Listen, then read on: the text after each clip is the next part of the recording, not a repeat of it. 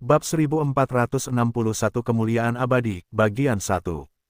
Nama, bereinkarnasi dengan sistem terkuat penulis.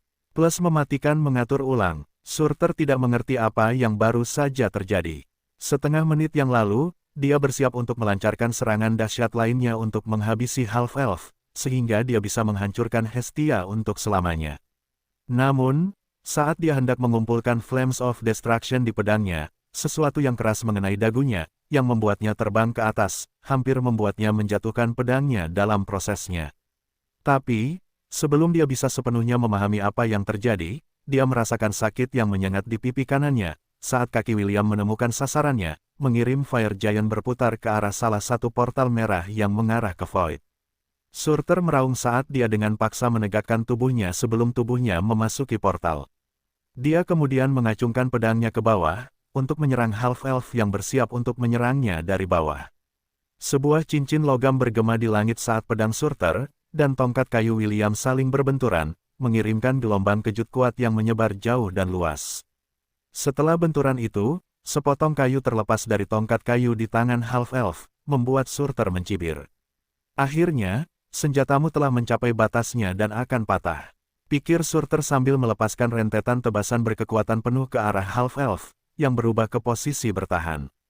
Setiap kali pedang Surter menyentuh tongkat kayu, percikan terang muncul, dan potongan-potongan kayu terkelupas dari permukaannya. Pada saat itulah seluruh dunia mendengar suara yang dipenuhi dengan keilahian dan keyakinan, disertai dengan bunyi lonceng. Aku adalah keajaiban untuk dilihat dan diketahui, karena tidak seorang pun pernah mampu melihat dan mencengkeramku, dan tidak akan pernah, tidak peduli seberapa besar tangannya, kecuali satu orang saja. Dan orang ini akan melampaui keterampilan semua orang yang datang sebelumnya, dan semua orang yang akan mengikutinya. William menangkis, memblokir, dan menangkis serangan tanpa ampun Surter saat lebih banyak potongan kayu berhamburan di udara. Saat keduanya bertarung, suara yang dipenuhi dengan keilahian dan kekuatan terus berbicara, seolah-olah tidak terganggu oleh kedua petarung itu, yang saling beradu pedang hingga membelah langit. Orang yang akan menggendongku harus lebih gagah berani dan percaya diri daripada orang lain jika dia ingin menggendongku semurni yang seharusnya. Aku tidak bisa dibawa ke tempat yang hina atau penuh dosa. Dia yang akan menempatkanku di tempat seperti itu akan menjadi orang pertama yang menyesalinya, tetapi jika dia merawatku dengan baik, dia bisa pergi kemanapun dengan aman. Keduanya bertukar beberapa pukulan lagi sebelum Surter mundur dan mengangkat pedangnya tinggi-tinggi sebelum menebasnya ke bawah. Die Einherjar, Surter meraung saat dia melepaskan api kehancuran yang telah dia kumpulkan ke arah pasukan yang sedang bertarung di tanah, karena dia tahu bahwa William tidak akan membiarkan serangannya membunuh salah satu rekannya. Seperti yang diharapkannya, William muncul kembali di depan api yang dilepaskannya ke dunia, tetapi kali ini, Half-Elf menghadapi serangannya tanpa rasa takut. Pria yang memilikiku di sisinya tidak dapat dikalahkan selama dia diikat dengan ikat pinggang tempatku bergantung. Jangan biarkan seorang pun begitu berani untuk melepaskan ikat pinggang ini. Tidak ada pria yang berwenang untuk melakukannya sekarang, atau di masa depan. Itu hanya dapat dilepaskan oleh tangan seorang wanita, putri seorang raja, dan ratu. Di belakangnya, gambar 8 dosa mematikan, kebajikan surgawi, istri-istrinya dan kekasih-kekasihnya muncul. Estelle dan Putri Sidoni meletakkan tangan mereka di atas tangan kanan William. Sementara Half-Elf memegang tongkat kayu, dan membuat gerakan mencabut pedang seolah-olah dia sedang mengeluarkan pedang dari sarungnya. Ketika pedang itu muncul, Estelle dan Putri Sidoni melepaskan gagang pedang, dan peran itu diambil alih oleh Celeste, yang tangannya tumpang tindih dengan tangan William, memungkinkan Half-Elf itu memegang pedang di tangannya. William menggunakan pedang di tangannya untuk memblokir serangan Surter, bergerak mundur perlahan-lahan sambil menahan serangan raksasa api. Suara yang dipenuhi dengan keilahian itu terus berbicara, tetapi kali ini, nadanya tidak lagi serius, dan digantikan oleh nada menggoda, yang membuat bayangan Celeste tersentak sejenak. Dia akan menggantinya dengan ikat pinggang lain yang terbuat dari benda yang paling dia hargai. Dan, penting bagi wanita muda itu untuk menjadi perawan seumur hidup, baik dalam keinginan maupun perbuatan. Jika dia kehilangan keperawanannya, yakinlah bahwa dia akan mati dengan kematian paling keji yang dapat diderita seorang wanita. Wanita muda itu akan memanggil pedang itu dengan nama aslinya, dan aku dengan namaku, sesuatu yang tidak akan bisa dilakukan siapapun sampai saat itu, tetapi aku akan membuat pengecualian kali ini, jadi kita bisa melewatkan bagian yang sekarat itu. Jika bukan karena keseriusan situasi saat ini, William mungkin akan menamparkan pedang di tangannya dengan konyol karena mengatakan hal-hal yang tidak menyenangkan seperti itu. Namun, karena dia sibuk menangkis serangan raksasa api, dia membiarkannya begitu saja untuk sementara waktu. Pedang itu bersinar redup, dan serangan Surter dinetralkan, membuat dewa kehancuran itu menatap half-elf itu dengan tidak percaya. Dia yang paling memujiku akan lebih menyalahkanku di saat aku membutuhkan daripada yang mungkin dia bayangkan. Dan, aku akan menjadi yang paling kejam padanya, yang seharusnya paling kutolong. Ini hanya akan terjadi sekali, karena memang seharusnya begitu. Akhirnya, pedang di tangan William berubah bentuk, bersinar dalam cahaya keperakan, membanjiri half-elf dengan kekuatan yang dimilikinya.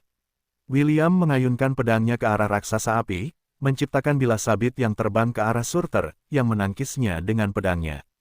Namun, serangan William begitu kuat sehingga ia terdorong ke atas dan melewati portal merah yang menuju ke Void. Half-elf itu juga terbang menuju portal merah dan mengikuti musuhnya ke Void, karena di sanalah satu-satunya tempat di mana ia bisa melepaskan kekuatan penuh pedangnya, tanpa takut dunia asalnya akan hancur. Apa yang kau lakukan adalah dosa, kata Surter saat ia menghadapi half-elf di angkasa yang luas. Kematian dan kelahiran kembali adalah dua sisi mata uang yang sama. Apa yang kau lakukan adalah memutus siklus alami alam semesta. Dunia di belakangmu telah mencapai akhir, dan karenanya harus dihancurkan untuk melahirkan dunia baru. William melayang di langit, dengan dunia Hestia di belakangnya sebagai latar belakang. Itu adalah dunia biru yang indah, dan jika seseorang melihatnya dari luar angkasa, mereka tidak akan berpikir bahwa itu adalah dunia yang akan menemui ajalnya. Apa yang kulakukan adalah dosa. Aku baik-baik saja dengan itu, jawab William dengan senyum jahat di wajahnya. Seperti yang kau katakan tadi, kita berdua memainkan peran. Peranku adalah membunuhmu dan para dewa penghancur. Peranmu, di sisi lain, adalah mencoba menghentikanku. Sangat sederhana, bukan? Geram Surter setelah mendengar balasan sinis dari half-elf atas pernyataannya. Sebelumnya, dia unggul dalam pertempuran, tetapi sekarang, kekuatan William setara dengannya. Tidak, mereka tidak lagi seimbang. Half-elf itu telah melampauinya. Ya, suamiku adalah pria yang sangat berdosa. Bayangan Putri Sidoni muncul di belakang William dan membelai sisi wajahnya dengan penuh kasih sebelum melirik raksasa api di kejauhan. Kau tahu kenapa? Karena dia memikul dosa dunia di pundaknya.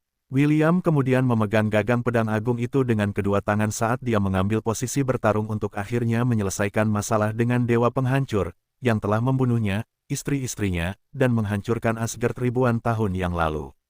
Sekarang, Surter, saatnya bagimu untuk merasakan dosa kesombongan, kata Superbia sambil meletakkan tangannya di bilah pedang, menyalurkan kekuatan keilahiannya di dalamnya. Rasakan kekuatan keserakahan juga, Lilith berkata sambil meletakkan tangannya di bilah pedang. Para wanita berdosa lainnya juga meletakkan tangan mereka di bilah pedang, menyalurkan kekuatan keilahian mereka di dalamnya. Nafsu, iri hati, kerakusan, kemarahan, kemalasan, Shannon, yang merupakan yang terakhir dari 8 dosa mematikan, juga meletakkan tangannya di bilah pedang dan meneriakkan dosanya agar semua orang mendengarnya. Putus asa, setengah dari bilah pedang itu berkobar dalam api gelap, mewakili 8 dosa mematikan dunia. Sekarang giliran kita, teriak Sana sambil meletakkan tangannya di pedang di tangan William. Dengan kekuatan kehati-hatian, keadilan, Epemera berseru, sambil mengikuti langkah saudarinya. Kesederhanaan, Lyra berseru, ketabahan, keimanan, kedermawanan, kesucian. Orang yang terakhir meletakkan tangannya di bilah pedang itu tidak lain adalah Katie, yang mengedipkan mata pada saudara perempuannya sebelum mengucapkan kebajikannya. Harapan, separuh pedang William yang lain kini terbakar dalam api putih, melambangkan kekuatan kebajikan surgawi. Tiba-tiba, api hitam dan putih menyatu, membuat pedang di tangan William bersinar lebih terang dari matahari. Surter tahu bahwa saat kebenaran telah tiba, jadi dia juga mengumpulkan seluruh keilahiannya, dan menyalurkannya ke pedangnya, yang diberi nama Interitus. Keduanya saling berpandangan selama beberapa detik sebelum mengambil langkah itu untuk saling beradu, dan mengakhiri sejarah 1000 tahun mereka, sekali dan untuk selamanya dari dalam Void, sebuah ledakan yang mengguncang dunia meletus, saat kedua petarung bertarung mati-matian. Kita tidak akan dihentikan. Surter meraung saat dia dan Half-Elf saling beradu pedang. Kita tidak bisa dihentikan. Pada saat itulah suara Elliot yang ceria mencapai telinga William dan Surter. Oh, tapi kau akan bisa dihentikan. Seekor familiar malaikat kecil muncul di bahu kiri William dan mengacungkan jari tengah kepada Dewa Kehancuran. Sedetik kemudian, 3 familiar lainnya muncul, dengan Conan berdiri di bahu kanan William, dan Chloe dan Claire melayang di atas kepala Half-Elf. Kekeke, Will, mari kita selesaikan ini sekali dan untuk selamanya, kata Conan. Aku mulai lapar, mari kita bunuh raksasa ini, Will. Chloe mengangkat tinju kecilnya tinggi-tinggi ke udara seolah-olah memompa dirinya sendiri untuk melawan Surter sendirian. Ya, kita harus mengakhiri tiraninya sekali dan untuk selamanya, kata Claire. William tersenyum saat ia bergerak bersamaan dengan Surter, untuk mengakhiri pertempuran 1000 tahun mereka. Duniamu akan hancur, bersama harapan dan impianmu. Surter menyatakan saat semua kekuatan yang telah ia kumpulkan sebelumnya membuat seluruh pedangnya berkobar dengan api kehancuran. Tidak akan ada yang tersisa, termasuk kalian semua yang berani menghalangi siklus kehidupan. William juga bersiap untuk melepaskan kekuatan yang telah ia kumpulkan di bilahnya, memikul beban seluruh dunia di pundaknya. Kita tidak akan dikalahkan, teriak Elliot saat William terbang ke arah Surter, memegang pedang yang cahayanya bersinar seperti bintang terbesar di langit. Kita bertarung demi kehormatan, teriak Conan, demi persahabatan, seru Claire, dan demi cinta, Chloe mengumumkan, nama kita akan tercatat dalam sejarah. Seru Elliot, ini akan menjadi kemuliaan abadi. Surter mengacungkan pedangnya dengan maksud untuk menghancurkan William, juga dunia Hestia dari kekosongan. Ia mengerahkan seluruh tenaganya untuk serangan ini karena ia tahu bahwa ini adalah satu-satunya cara untuk mengakhiri pertempuran. Memahami bahwa William tidak akan menghindari pukulan terkuatnya karena dunia Hestia berada di belakangnya, Dewa Kehancuran mempertaruhkan segalanya, termasuk harga diri dan namanya, untuk satu langkah terakhir. Hancurkan dunia hingga tak berujung. Surter meraung, kalahkan semua yang berdiri di hadapanku dengan api kehancuran. Ad finem interitus. William juga tidak menahan diri saat ia mengangkat pedangnya, meneriakkan nama aslinya. Serang dengan seluruh kekuatan dosa dan kebajikan dunia. Seru William sambil menyerang Surter, menghadapi raksasa itu secara langsung. Tebas waktu dan ruang, pedang penggantung aneh. Saat pedang neraka dan pedang Radiant bertabrakan, semua suara menghilang dari semesta. Pada saat itu, semua orang yang bertarung di Hestia, termasuk semua dewa, melihat ke langit dan melihat cahaya yang menerangi seluruh dunia. Semuanya menjadi damai seolah-olah semua orang telah kehilangan kemampuan untuk berbicara, dan hanya menggunakan mata mereka untuk melihat cahaya yang akan menentukan hasil perang. Ketika cahaya surut, mereka melihat 2 benda jatuh dari langit. Pedang Surter, Interitus, terpotong menjadi 2. Setengah bilahnya menancap di tanah, sementara setengah lainnya jatuh tidak jauh darinya, menciptakan kawah. Sementara ini terjadi, dunia masih hampa dari suara. Keheningan ini dipecahkan oleh desahan lembut yang keluar dari bibir James, saat kabut merah gelap di langit menghilang, dan dunia Hestia perlahan mendapatkan kembali warnanya. Berikan aku panji, Helen, kata James lembut. Perang ini dimenangkan. Helen, yang merupakan Valkyrie yang bertugas langsung di bawah komando Odin, menyerahkan bendera Olvater kepada James dengan air mata mengalir di wajah cantiknya. Dia telah menunggu kata-kata itu selama ribuan tahun. Sekarang, melihat James mengibarkan bendera itu tinggi-tinggi di udara, perasaan sedih, bahagia, dan getir, semuanya muncul ke permukaan membuat Valkyrie yang bangga dan pemberani itu menutupi bibirnya saat dia menangis, bukan karena kesedihan, tetapi air mata kebanggaan, mengetahui bahwa perang salib 1000 tahun mereka akhirnya berakhir. Petik 2. Untuk Asgard dan 9 alam. Teriak James saat dia mengibarkan benderanya tinggi-tinggi di udara, menunjukkan kepada semua orang wajahnya yang penuh kemenangan, yang sedikit kusut karena air mata jantan yang jatuh dari matanya. Untuk Asgard, teriak Owen saat dia mengangkat tongkatnya ke udara. Untuk Asgard, untuk Asgard, untuk Asgard, untuk Asgard. Petik 2 petik 2 petik 2. Untuk Asgard, Eldon yang melihat kejadian ini tidak dapat menahan senyumnya, karena ia juga mencoba mengangkat Warhammer di tangannya. Akan tetapi, tangannya terkilir dalam pertempuran sebelumnya, jadi ia tidak dapat mengangkatnya lagi. Kita tidak akan kalah dari mereka, orang tua, kata Sweeper sambil memegang tangan kanan Eldon yang membawa Warhammer, dan mengangkatnya tinggi-tinggi ke udara. Eldon terkekeh karena ia mengerti apa yang ingin dikatakan Sweeper. Kurcaci itu kemudian menarik napas dalam-dalam sebelum berteriak keras dan bangga. Untuk aliansi, Eldon meraung. Untuk aliansi, untuk aliansi, untuk aliansi, untuk aliansi, untuk aliansi. Kasogonaga menatap bandit tua itu sebelum mengalihkan pandangannya ke kurcaci tua di kejauhan. Ia kemudian melompat ke atas kepala Ercitu, dan menggunakan mikrofon di tangannya untuk menyampaikan pernyataannya. Untuk gerombolan, para penghuni dunia bawah juga mengangkat tangan mereka tinggi-tinggi ke udara saat mereka juga melantunkan kata-kata kemenangan dari Tuan Kaso. Untuk gerombolan, untuk gerombolan, untuk gerombolan, petik 2 petik 2 petik 2. Untuk gerombolan, Gavin, Lily, Issei, dan David, melihat pemandangan ini dengan senyum di wajah mereka. Mereka kemudian mengalihkan perhatian mereka ke Yaldabaoth, yang merupakan pemimpin sejati para dewa penghancur. Ular berkepala singa itu masih melihat ke langit, seolah memastikan bahwa Surter benar-benar telah pergi untuk selamanya. Semenit kemudian, desahan keluar dari bibirnya sebelum mengalihkan pandangannya ke arah manusia yang melawannya, dan pasukannya, dengan segala yang mereka miliki.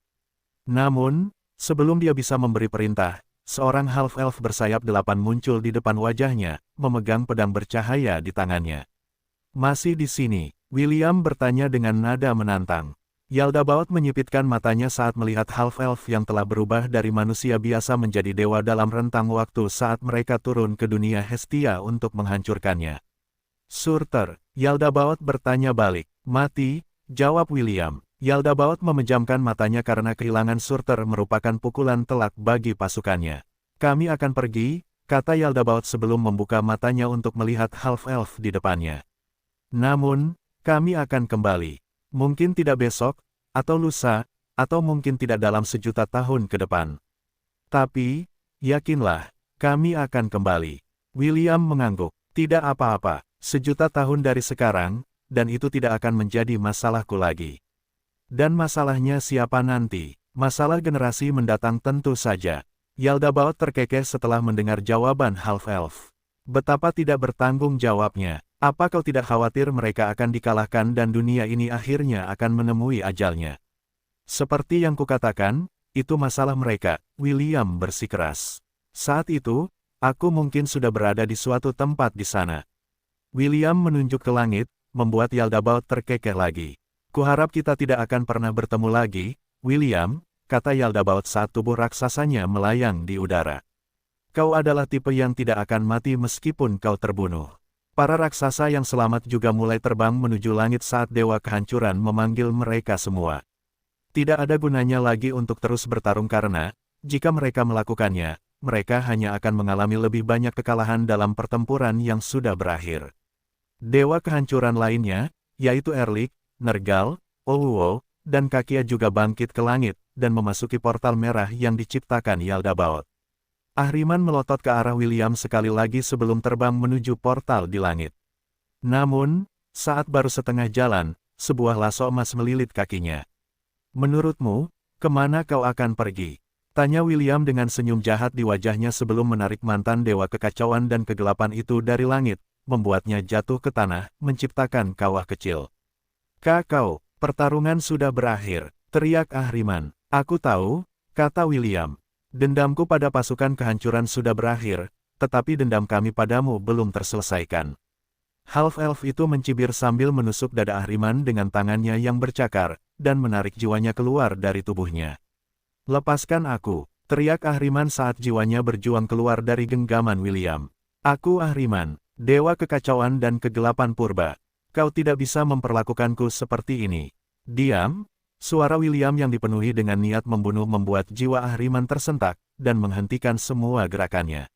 Aku ingin menyiksa jiwamu, selama lebih dari 1000 tahun, tetapi aku berjanji kepada seseorang untuk menyerahkanmu kepada mereka. Siapa? Kau berencana menyerahkanku kepada siapa? Ahriman tiba-tiba merasa cemas karena dia tahu betapa William membencinya. Jika half-elf akan menyerahkannya, itu berarti ada seseorang yang kebenciannya jauh melampaui half-elf, dan itu tidak menyenangkan baginya. Pada saat inilah sebuah tahta obsidian hitam turun dari langit. Duduk di atasnya adalah seorang wanita cantik dari dunia lain, yang wajahnya hanya bisa dilihat oleh para dewa, begitu pula half-elf yang memegang jiwa yang berjuang di tangannya. "Nix," desis Ahriman. "Itu kau." "Diam," kata Nix dengan suara dingin dan mematikan, sambil menepuk pelan punggung bayi yang digendongnya. "Jika kau membangunkan anak ini, aku akan menyiksa jiwamu selama 1.000.000 tahun." Ahriman langsung terdiam saat melihat Dewi Kegelapan Primordial, yang telah ia lawan sejak dahulu kala. Putra William, serta anak pertama Selin, Ciel, tidur dengan tenang dalam pelukan Dewi Primordial. Karena semua orang akan berperang, mereka ingin meninggalkan Ciel di tempat yang aman di mana tidak ada yang bisa menyakitinya. Karena itu, William memutuskan untuk meminta Dewi Pelindung Selin, Lisa, untuk membawa Ciel ke Dewi Primordial, sehingga yang terakhir bisa menjaganya tetap aman. Jika semuanya berakhir dalam skenario terburuk, maka, setidaknya, anaknya akan selamat dan dapat terus hidup. Dewi Primordial lebih dari senang untuk merawat bayi William, dan berjanji untuk menjaganya tetap aman. Sekarang setelah pertempuran berakhir, sekarang saatnya baginya untuk mengembalikan Ciel kepada orang tuanya. Melihat anaknya, Selin kembali ke dunia nyata, dan muncul di samping William. Ia kemudian membungkuk hormat kepada Dewi Purba untuk mengambil kembali bayinya, dan sang Dewi menganggukkan kepalanya. Meskipun Dewi itu enggan berpisah dengan anak yang menggemaskan itu, masih ada beberapa urusan yang harus ia urus yang membutuhkan perhatian penuhnya. Nix meraih jiwa di tangan William dan menyeringai meremehkan Ahriman. "Ayo, Ahriman," kata Nix sambil meremas jiwa di tangannya dengan lembut, membuat Dewa Kekacauan dan Kegelapan itu berteriak. "Kita harus mengejar banyak hal." Tanpa sepatah kata pun, tahta obsidian menghilang, tidak meninggalkan jejak dunia lain di belakangnya.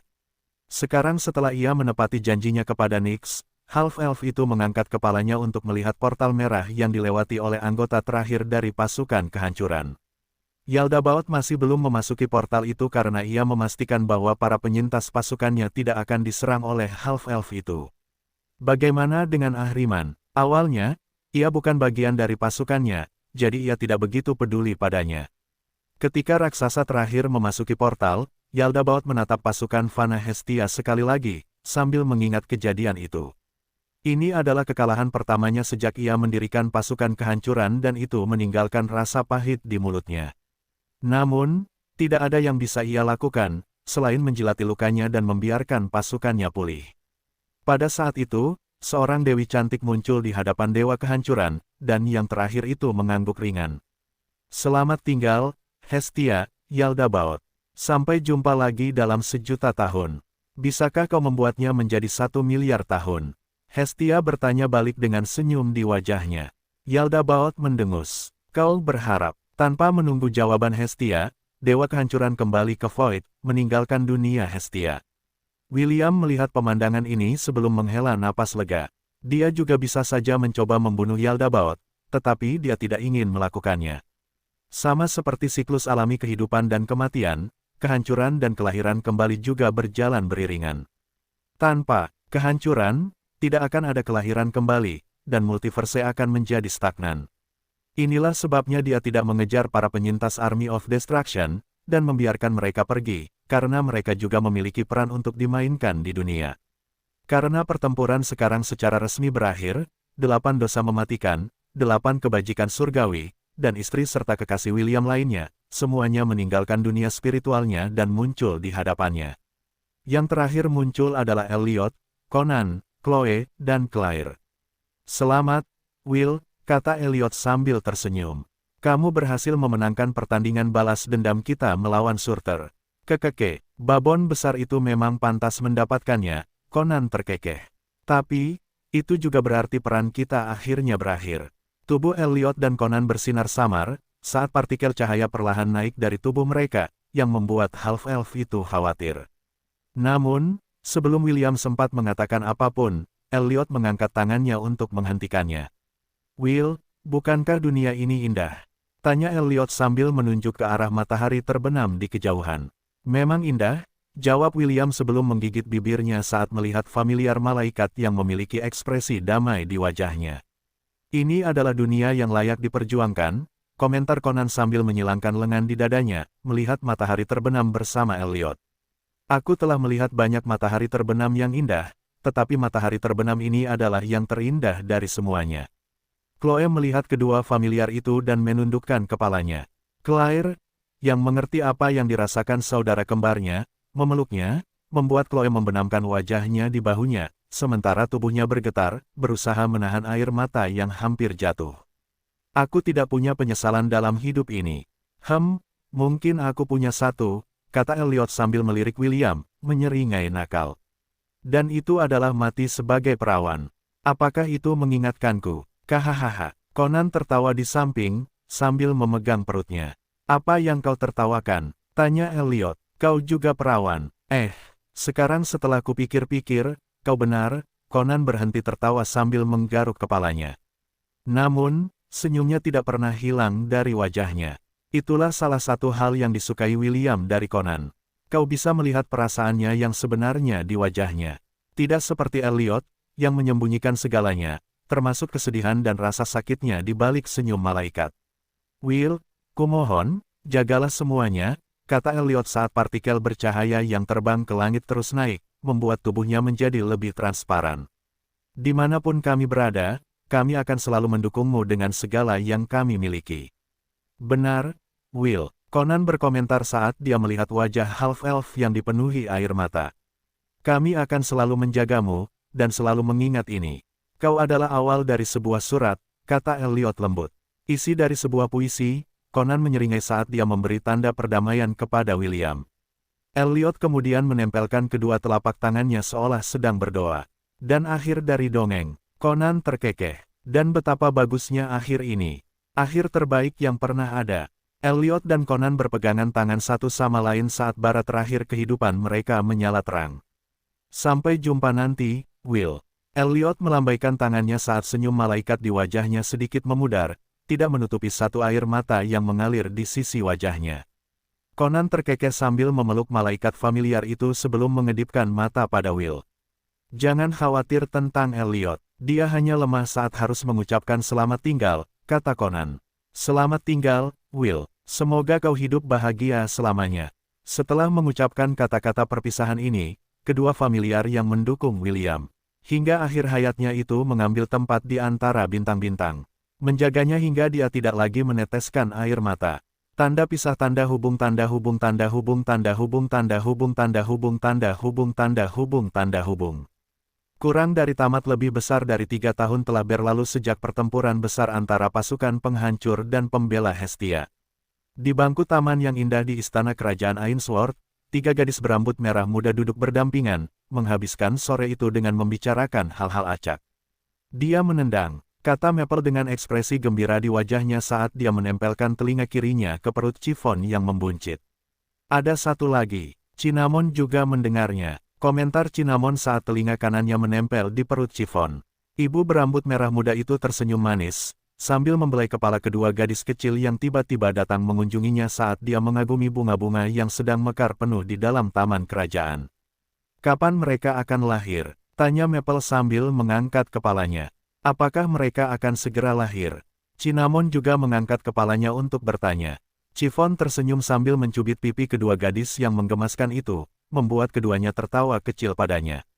Mungkin setelah 3-4 bulan, jawab Chiffon. Masa kehamilan bagi kurcaci biasanya berlangsung hingga 12 bulan, tetapi karena William adalah seorang peri setengah, dan Chiffon adalah seorang kurcaci setengah, mereka percaya bahwa Chiffon akan melahirkan antara 9-12 bulan. Saat ini, Chiffon sedang hamil 6 bulan, dan dia mengandung anak kembar, seperti yang diharapkan semua orang. 3-4 bulan, kata Maple lembut sambil membelai tonjolan di perut Chiffon dengan lembut. Ya, komentar Chiffon, aku tidak sabar untuk melihat mereka. Aku juga tidak sabar untuk melihat mereka. Cinnamon juga ingin melihat mereka. Chiffon terkikik saat dia melihat kedua gadis berambut merah muda itu, yang membuat hatinya meleleh karena begitu banyak cinta, sehingga terkadang dia bertanya-tanya apakah dia sedang bermimpi. Aku punya ide, kata Maple. Bagaimana kalau kita menjadi ibu baptis mereka saat mereka lahir? Kita akan memberi mereka banyak sekali makanan. Cinnamon berpikir bahwa ini adalah ide yang bagus. Cinnamon menganggukkan kepalanya. Aku juga ingin menjadi ibu baptis. Chiffon menatap kedua gadis cantik yang menatapnya dengan mata berbinar, membuatnya tidak yakin bagaimana harus menjawabnya. Untungnya, William memilih waktu itu untuk muncul karena dia telah memutuskan untuk mencari Chiffon, jika dia masih di taman. Half-elf itu tidak sendirian karena dia sedang berjalan dengan putra sulungnya, Ciel, yang sudah berusia 2 tahun. Entah mengapa, Ciel terlahir sebagai elf berdarah murni dengan rambut merah. Dengan begitu, dialah satu-satunya elf di dunia Hestia yang berambut merah, dan telah menjadi topik pembicaraan populer di kalangan elf di benua Silvermoon. Ciel adalah anak laki-laki yang sangat menggemaskan dengan pipi tembam, ia juga mempunyai sifat yang aneh yaitu matanya dapat berubah warna dari ungu menjadi hijau dan kembali lagi ke ungu, tergantung suasana hatinya. Saat ia gembira, atau dalam suasana hati yang baik, matanya akan berwarna ungu. Namun, saat mainan kesayangannya diambil darinya, atau saat ia menangis, matanya akan berubah menjadi hijau. Ia juga bisa mengucapkan beberapa patah kata, dan sangat cerdas untuk usianya. Karena ia adalah anak pertama William, istri-istri half-elf lainnya sering menculiknya, sehingga mereka bisa mencium, memeluk, dan meremasnya hingga tak sadarkan diri. Melihat kekasihnya mendekat, Chiffon memutuskan untuk meminta bantuannya dan membiarkannya menangani permintaan kedua gadis kecil itu, yang bersikeras menjadi ibu baptis anak-anaknya. Aku ingin menjadi ibu baptis bayi-bayi Chiffon. Cinnamon juga ingin menjadi ibu baptis. William berkedip sekali lalu 2 kali setelah mendengar tuntutan kedua gadis berambut merah muda itu. Menjadi ibu baptis bagi diri mereka yang lebih muda. Situasi seperti apa ini? Jika ini yang dimaksud dengan mencintai diri sendiri, bukankah ini sudah mencapai tingkat berikutnya? Half-elf itu menatap istrinya untuk meminta pendapatnya, tetapi Chiffon hanya menempelkan kedua tangannya seolah memohon agar William menangani masalah ini sendiri. Setelah merenung beberapa saat, William memutuskan untuk menyetujui permintaan mereka, tetapi dengan satu syarat. Kalian berdua boleh menjadi ibu baptis, tetapi tidak untuk bayi-bayi Chiffon. Kami ingin menjadi ibu baptis bayi-bayi Chiffon. Maple cemberut dan pipinya menggembung seperti tupai yang telah memenuhi pipi mereka dengan kacang-kacangan dan buah beri untuk dimakan nanti. Cinnamon ingin menjadi ibu baptis.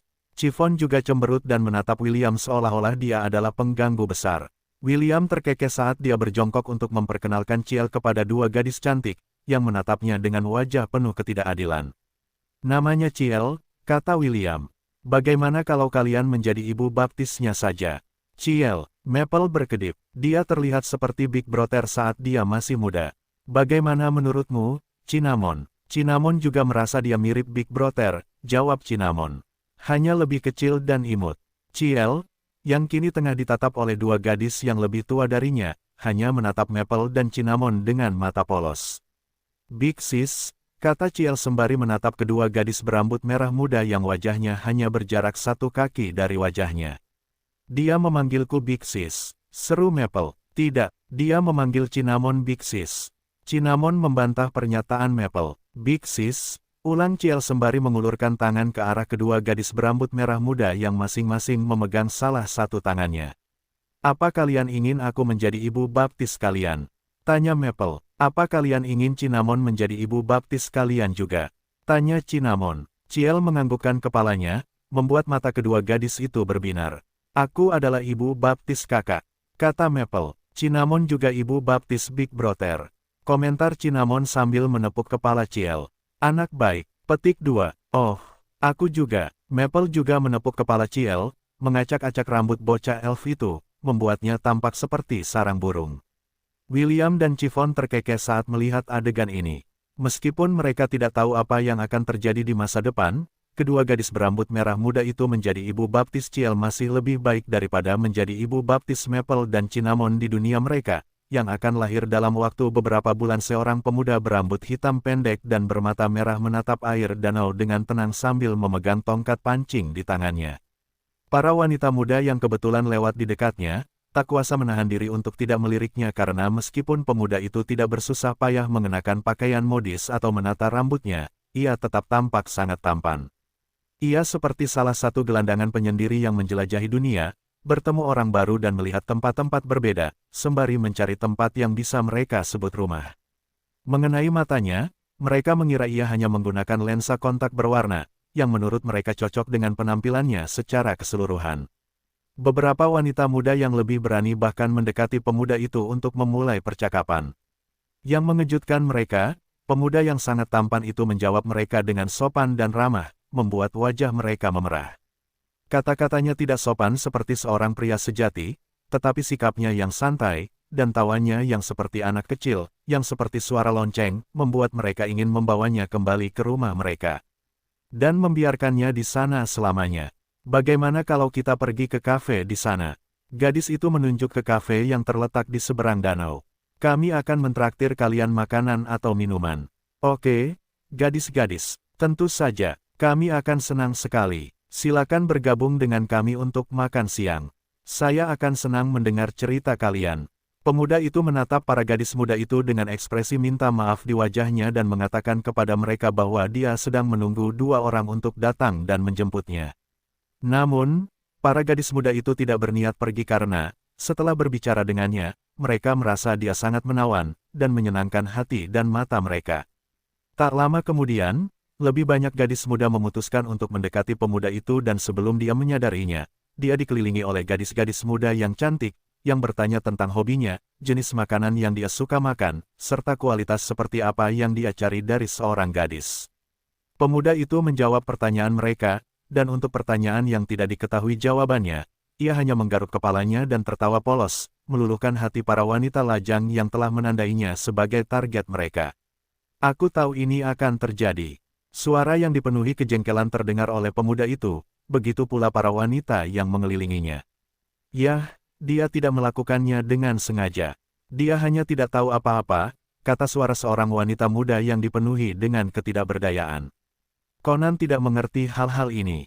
Dia hanya bersikap sopan dan ramah seperti yang biasa dia lakukan kepada semua orang. Itulah masalahnya. Dia tidak tahu bahwa dia bisa membuat gadis manapun jatuh cinta padanya karena caranya yang riang.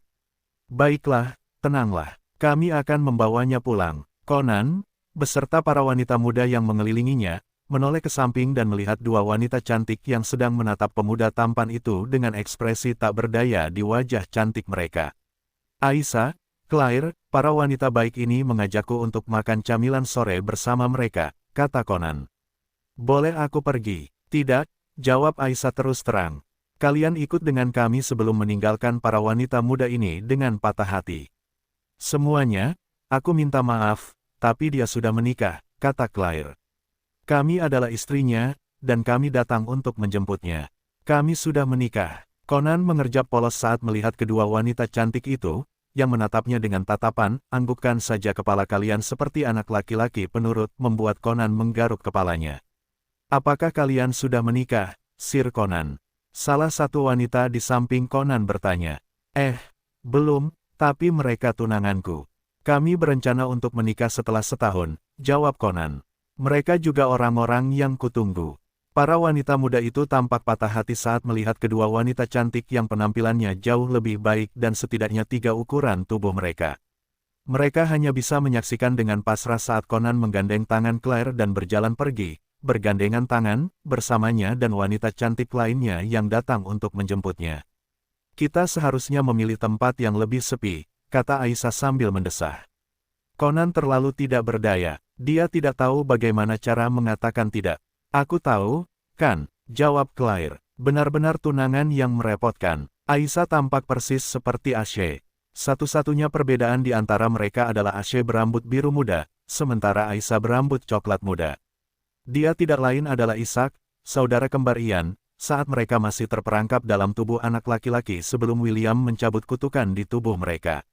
Claire, saudara kembar Chloe, mengaitkan jari-jarinya dengan jari Conan, memastikan bahwa Conan tidak akan pergi kemanapun dan membuat gadis-gadis memujanya dengan sia-sia. Sebenarnya, pada malam ketika William bercinta dengan Celeste dan mengambil kesucian Celeste, keilahian Celeste memasuki dunia spiritual William dan membuat jantung kedua familiarnya yang telah mati berdetak sekali lagi.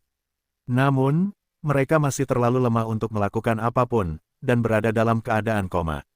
Ketika perang dimulai, kedua keilahian yang telah diberikan kepada William oleh Dewi Loli Lily dan oleh Raja Harem, Issei, bergabung dengan Elliot dan Conan, menjadi percikan yang menyalakan kembali kesadaran mereka dan kekuatan yang tertidur di dalam diri mereka. Singkatnya, Lollipop dan King Chess Piece menjadi jantung sekunder Elliot dan Conan, mirip dengan permata di dada William yang diberikan kepadanya oleh Ashe untuk menyelamatkan hidupnya.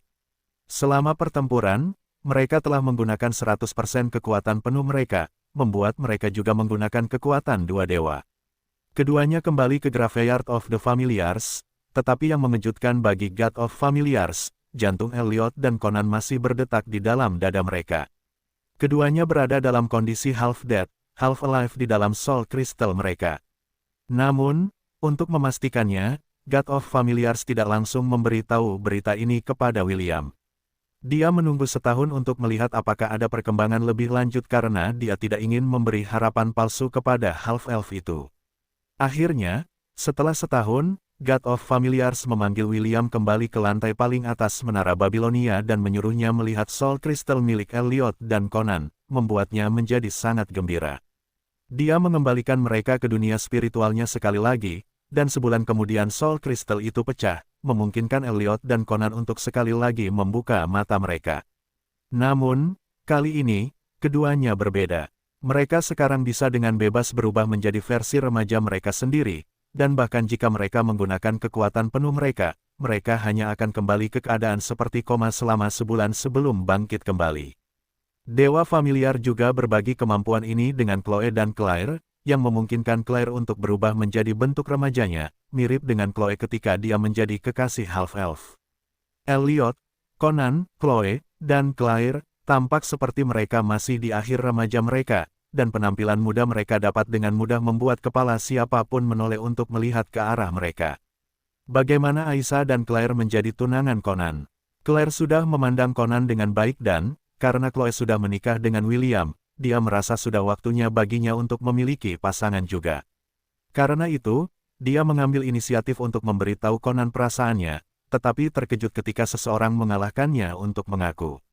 Aisyah, entah bagaimana jatuh cinta pada pandangan pertama ketika dia melihat wujud dewasa Conan, dan mungkin karena saudara perempuannya menikah dengan William, Aisyah juga merasa bahwa tidak ada yang salah untuk menikahi pemuda tampan yang jahat, yang tawa polos dan sikap riangnya membuatnya merasa seperti dialah yang tepat untuknya. Claire tidak terganggu ketika seseorang menyatakan cintanya kepada Conan terlebih dahulu. Karena Conan adalah familiar William, dan half-elf itu memiliki lebih dari 30 istri, dan hampir melampaui 40, Claire tidak keberatan berbagi familiar iblis itu dengan wanita lain. Namun, dia bersikeras agar Conan berjanji padanya bahwa dia tidak akan mengikuti cara tuannya memiliki banyak wanita sebagai istrinya. Tidak ingin membuat Claire dan Aisyah sedih, Conan berjanji bahwa dia tidak akan memiliki harem seperti William. Dengan restu dari half-elf, Celeste, dan semua orang, Aisyah dan Claire menjadi tunangan Conan. Ketiganya telah memutuskan untuk memulai hubungan mereka sebagai teman dan kini, mereka telah mencapai tahap di mana mereka percaya diri untuk mengatakan bahwa mereka benar-benar saling mencintai dan peduli.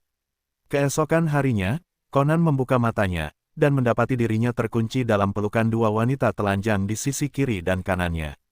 Mungkin, karena apa yang terjadi di danau, Aisyah dan Claire menjadi cemburu, dan memutuskan untuk bercinta dengan pemuda tampan yang jahat, yang membiarkan kedua gadis itu memimpin.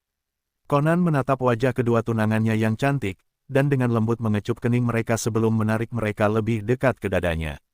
"Aku mencintaimu, Aisyah, Claire," kata Conan lembut sebelum menutup matanya untuk menikmati kelembutan dan kehangatan yang dibawa kedua tunangannya ke dalam hidupnya. Aisyah dan Claire tidak membuka mata mereka, tetapi tangan mereka bergerak untuk memeluk Conan dengan erat, menguncinya di tempat. Dia adalah pria mereka, dan mereka tidak berniat berbagi dia dengan wanita lain. Hanya mereka berdua yang akan mencintainya, sama seperti dia mencintai mereka. Medusa dan Cherry berjalan berdampingan sambil menggendong bayi berusia 6 bulan di lengan mereka. Bayi-bayi yang menggemaskan ini bukan milik mereka karena mereka adalah anak-anak Titania dan Loxos. Kedua gadis itu sering kali mengasuh anak-anak William, sementara ibu mereka sibuk. Half-elf itu memiliki keluarga yang sangat besar, dan mereka berdua sangat senang menjaga anak-anak kecil itu karena mereka semua sangat imut. Anak pertama Titania adalah seorang perempuan, sementara anak pertama Loxos adalah laki-laki. Bayi perempuan Titania, Aurora, memiliki rambut semerah mawar dan mata hijau, sementara bayi laki-laki Loxos, Leon, juga memiliki rambut merah dan mata emas. Sejujurnya, Mereka adalah anak kesayangan Medusa dan Cherry di antara semua anak William, dan mereka sering berjalan-jalan sambil menggendong kedua anak yang berperilaku baik itu di lengan mereka. Saat keduanya berjalan-jalan di padang bunga Asgard yang indah, mereka menemukan seorang half-elf dan seorang halfling sedang tidur di rumput hijau. Erinis meletakkan kepalanya di lengan kiri William, sementara tangan kanan half-elf itu bertumpu pada tonjolan kecil di perutnya. Halfling itu saat ini sedang hamil 4 bulan, dan dia adalah wanita ketiga yang hamil dengan anak William, di antara 7 wanita yang mewakili Virtue of Hope. Yang pertama hamil adalah Halet, dan yang kedua adalah Pearl. Saat ini, half-elf yang cantik itu sedang hamil 7 bulan, sementara Pearl sedang hamil 6 bulan. Sedangkan untuk keempat sisanya, mereka mengatakan bahwa mereka ingin menunggu sampai Halet, Pearl, dan Erinis melahirkan sebelum mereka mempertimbangkan untuk memiliki anak sendiri. Sebenarnya, jika William ingin mereka semua hamil, dia akan bercinta dengan Katie dengan maksud untuk menghamilinya. Namun, dia tidak melakukannya karena Katie mengatakan bahwa semua bayi mereka adalah bayinya juga, jadi dia tidak perlu terburu-buru dan melahirkan anak William. Half-elf itu juga mengerti bahwa keadaan Katie agak rumit. Jika dia benar-benar ingin melahirkan anak William, ketujuh wanita itu harus digabung selama setahun, agar dia bisa melahirkan sendiri. Karena saat itu hal itu tidak memungkinkan, Katie memutuskan untuk menunggu, dan membiarkan wanita-wanita lainnya pergi terlebih dahulu. Pasti menyenangkan, kata Cherry lembut. Aku juga ingin punya bayi. Benar, Medusa mengangguk. Aku yakin bayiku juga akan lucu. Kedua gadis itu kemudian menatap kedua orang yang sedang tidur di depan mereka. William dan Erinis tertidur lelap, dan mereka berdua tampak begitu damai sehingga Medusa dan Cherry bertanya-tanya apakah tidur di rumput benar-benar terasa nikmat. Namun, karena mereka berdua menggendong bayi di lengan mereka memutuskan untuk hanya duduk di rumput dan beristirahat sejenak. Angin sepoi-sepoi yang lembut dan menyegarkan bertiup melewati mereka, membuat bayi-bayi di tangan mereka mengantuk. Cherry menyenandungkan lagu pengantar tidur, yang membuat kedua bayi itu menguap. Semenit kemudian, Aurora dan Leon tertidur, dan kedua gadis itu menatap mereka dengan kelembutan dan kasih sayang. Beberapa saat kemudian, mereka menyadari bahwa William telah terbangun dan menatap mereka sambil tersenyum. Kalian berdua akan menjadi ibu yang hebat suatu hari nanti, kata William kepada keduanya yang menyadari bahwa ia sedang memperhatikan mereka. Sebenarnya, William telah terbangun segera setelah Cherry mulai menyenandungkan lagu pengantar tidur untuk anak-anaknya. Karena ia tidak ingin mengganggunya, ia hanya mengawasi mereka. Half-elf itu hendak berkata lebih banyak, tetapi kata-kata yang akan ia katakan tersangkut di tenggorokannya setelah mendengar ledakan amarah Cherry yang tiba-tiba. Will, berikan aku bayi, kata Cherry sambil menatap half-elf yang hampir tersedak oleh kata-kata yang hendak diucapkannya. Aku ingin yang berambut merah dan bermata emas seperti Leon. Sudut bibir William berkedut saat menatap gadis muda yang baru berusia 15 tahun sebulan lalu. Kita sudah membicarakan ini berkali-kali, jawab William. Kau masih terlalu muda, tunggu saja 3 atau 5 tahun lagi. Kau tidak adil, Cherry cemberut. 5 bulan lagi kau akan menikahi kakak Aileen, Superbia, Ingrid, Invidia, Audrey, Putri Eowyn, dan Rebecca. Kenapa kau tidak menambahkan namaku dan Medusa ke dalam daftar? William terkekeh setelah mendengar keluhan Cherry. Tidak seperti penampilannya saat ini, Medusa sebenarnya lebih tua beberapa tahun dari half-elf itu. Namun, karena ia diperlakukan seperti adik perempuan oleh kakak Gorgonnya, ia selalu berpikiran seperti anak kecil. Meskipun pola pikir ini mulai berubah selama bertahun-tahun, bersama Chiffon, Cherry, dan Erinis masih membuat Medusa berpikir bahwa ia seusia dengan mereka. Adapun Aileen dan Ingrid, karena tidak ada pria yang lebih baik dari William, mereka memutuskan untuk memilihnya sebagai suami mereka. Audrey juga memiliki pemikiran yang sama. Selain Cherry dan dirinya, semua saudara perempuan mereka kini telah menikah dengan half-elf. Sejujurnya, Audrey terkejut bahwa William mampu merawat banyak wanita yang ada di sekitarnya dengan baik. Dia juga melihat betapa bergerahnya William terhadap istri-istrinya, dan tahu bahwa jika salah satu dari mereka terluka, dia akan memastikan bahwa siapapun yang bertanggung jawab akan menanggung amarahnya. Karena itu, dia merasa bahwa menikahinya tidaklah terlalu buruk, terutama setelah dia menyaksikan betapa kerasnya William berusaha melindungi semua orang ketika Surtur mulai mengincar mereka. Audrey tahu bahwa William akan mencintainya sama seperti saudara-saudara perempuannya, dan dia akan aman bersamanya. Adapun Putri Eowyn, pernikahannya dengan dia lebih bersifat politis. Meskipun William telah menikah, Asedia, Selyn, dan Celeste, keluarga kerajaan peri, serta Dewan Peri yang baru dibentuk, tetap merasa bahwa mereka perlu memiliki anggota keluarga kerajaan yang menikahi peri setengah, sehingga mereka akan terikat seumur hidup. William merasa sedikit kasihan pada sang putri, jadi dia memutuskan untuk menyetujui pernikahan tersebut. Namun, dia juga berjanji akan berusaha keras untuk memelihara perasaan mereka satu sama lain dan membuatnya bahagia. Mengenai Rebecca, dia dan peri setengah telah berbicara panjang lebar di Lone sebelum perang dimulai. Mereka berdua sepakat bahwa mereka akan menunggu sampai perang berakhir sebelum mereka membahas pertanyaan ini lagi. Namun, tepat setelah perang berakhir, Lawrence, kakek Rebecca, menyeret James ke pesta minum dan mengganggu bandit tua tentang menghormati perjanjian yang telah mereka buat di masa lalu. Si rubah tua bersikeras bahwa karena James dan dia yang telah menyetujui perjanjian pernikahan, pihak lain tidak memiliki hak untuk memutuskan pertunangan cucunya. James juga merasa sedikit bersalah karena dialah yang mencetuskan ide itu di masa lalu, jadi dia berjanji kepada Lawrence bahwa dia akan membicarakannya dengan William, dengan syarat half-elf lah yang akan memutuskan. Yang tidak mereka berdua ketahui adalah bahwa William dan Rebecca sudah berbicara setelah perang berakhir dan memutuskan untuk memulai hubungan mereka sebagai teman. Dalam 3 tahun terakhir, hubungan mereka telah berkembang dari teman menjadi kekasih. Sekarang, tunangan masa kecil ini benar-benar telah menjadi tunangannya, dan akan menikah dengannya dalam waktu 6 bulan. Aku bisa menikahi Tuan kapan saja aku mau, kata Medusa, tetapi aku ingin kita berdua menikahinya bersama, Cherry. Karena Tuan berkata bahwa kamu masih terlalu muda, aku memutuskan untuk menunggu sampai kamu cukup umur untuk menikah. Dengan begitu, kamu tidak akan kesepian saat pergi ke altar. Medusa, kamu satu-satunya yang mengerti aku, kata Cherry sambil menatap gorgon kecil itu dengan wajah berkaca-kaca. Erinis membuka matanya dan terkikik setelah mendengar percakapan antara kedua sahabatnya. Sejujurnya, dia juga menantikan hari di mana dia akan berbagi kekasihnya dengan dua orang yang juga sangat dia cintai. Ayo kembali, usul William sambil membantu Erinis berdiri. Sepertinya Tiana dan Loxos telah kembali. Medusa dan Cherry melihat ke arah William dan mereka melihat dua wanita terbang ke arah mereka. Si gorgon kecil dan wanita muda berbudi luhur yang berbelas kasih mengembalikan bayi-bayi mereka yang menggemaskan kepada ibu mereka yang sah, yang memberi mereka ciuman, dan terima kasih karena telah merawat anak-anak mereka dengan baik, saat mereka pergi. Cherry kemudian bergerak memegang lengan William dan mendesaknya untuk menetapkan tanggal pernikahan mereka. Setelah hampir 10 menit berunding, keduanya sepakat bahwa William akan menikahi Medusa, dan Cherry ketika yang terakhir berusia 18 tahun. Yang tidak mereka ketahui adalah bahwa beberapa tahun ke depan, Cherry akan melahirkan anak kembar 3, menjadikannya satu-satunya di antara istri William, yang memiliki lebih dari 2 anak. Namun, ini adalah kisah yang akan diceritakan di lain waktu, panggil aku kakak. Kakak, kau manis sekali. Sahabat Belle, Paula, memekik sambil memeluk putri Belle, Stella, yang baru berusia 1,5 tahun. Sahabat Belle lainnya, Hannah, tak kuasa menahan diri dan ikut memeluk Stella, yang masih memasang ekspresi tenang di wajahnya, meskipun dua wanita cantik tengah memujanya.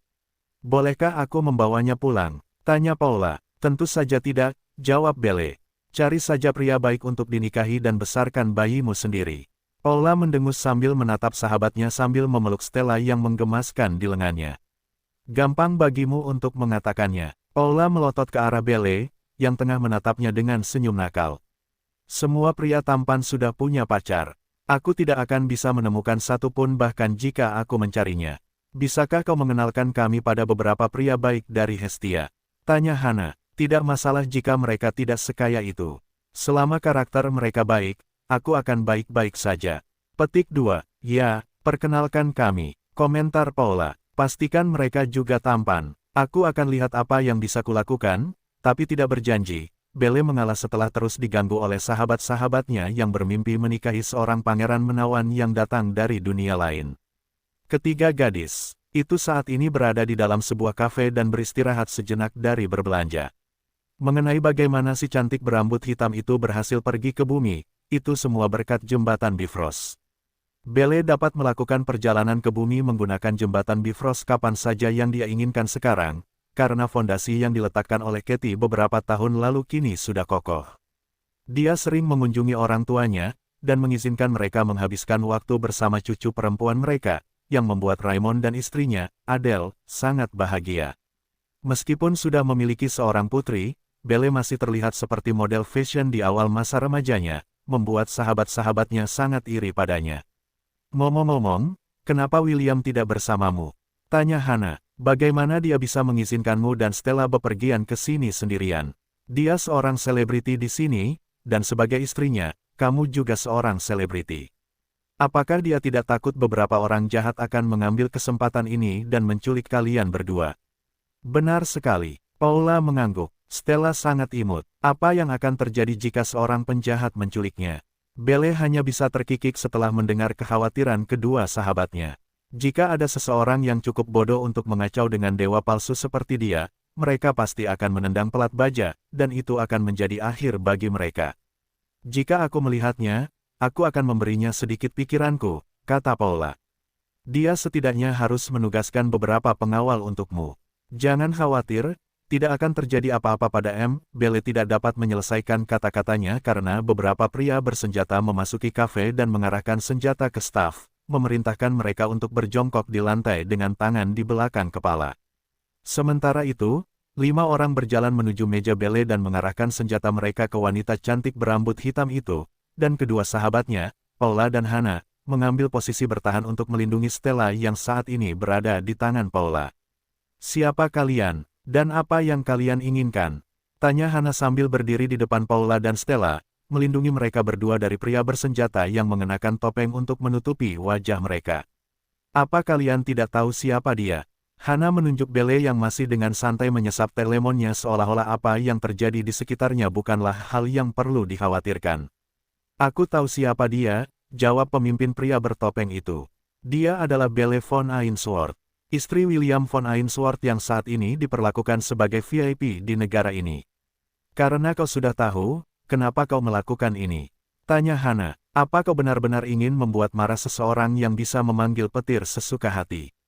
Pemimpin pria bertopeng itu tertawa sambil mengarahkan laras senjatanya ke belakang kepala Bele. "Apa yang bisa dia lakukan?" tanya pria bertopeng itu. "Selama kita menggunakan istri dan putrinya sebagai sandera, dia tidak bisa berbuat apa-apa." Bele dengan tenang meletakkan gelas teh lemon di atas meja, dan hendak menunjukkan kepada pria bertopeng itu, apa yang bisa dia lakukan, ketika tiba-tiba, suara bel pintu terdengar di dalam kafe. Semua orang melihat ke arah pintu dan menemukan seorang pemuda seperti malaikat dengan rambut pirang dan mata biru. Dia mengenakan pakaian modis yang menonjolkan ketampanannya, dan salib perak yang menjuntai di telinga kanannya membuatnya tampak seperti salah satu idola terkenal yang tergabung dalam boyband. Seketika, salah satu pria bertopeng mengarahkan senjatanya ke remaja tampan itu dan berteriak. "Berjongkoklah di tanah dengan tangan di belakang punggung," perintah pria bertopeng itu. "Selama kau patuh, tak seorang pun dari kami akan memukulmu dan merusak ketampananmu." Pemuda itu melihat sekeliling kafe dengan santai seolah-olah dia tidak mendengar apa yang dikatakan pria bertopeng itu kepadanya. Ketika tatapannya tertuju pada Bele, pemuda itu tersenyum dan berjalan ke arahnya. "Will berkata bahwa dia memesan makan malam keluarga di restoran mewah yang baru buka pukul 6 sore, kata Elliot. "Dia memintaku untuk memberitahumu untuk mengundang keluargamu juga. Saat ini, dia sedang rapat dengan Perdana Menteri Negara C dan akan datang segera setelah pembicaraan mereka berakhir." Bele mengangguk. "Terima kasih, Elliot. Aku akan pergi ke rumah orang tuaku setelah ini." Para pria bertopeng itu saling melirik sebelum salah satu dari mereka berjalan ke arah Elliot dengan maksud untuk memukul bagian belakang kepala remaja tampan itu dengan senjatanya. Namun, sebelum pria bertopeng itu bahkan dapat melakukan apa yang diinginkannya, tubuhnya bergetar hebat sebelum jatuh tertelungkup ke tanah.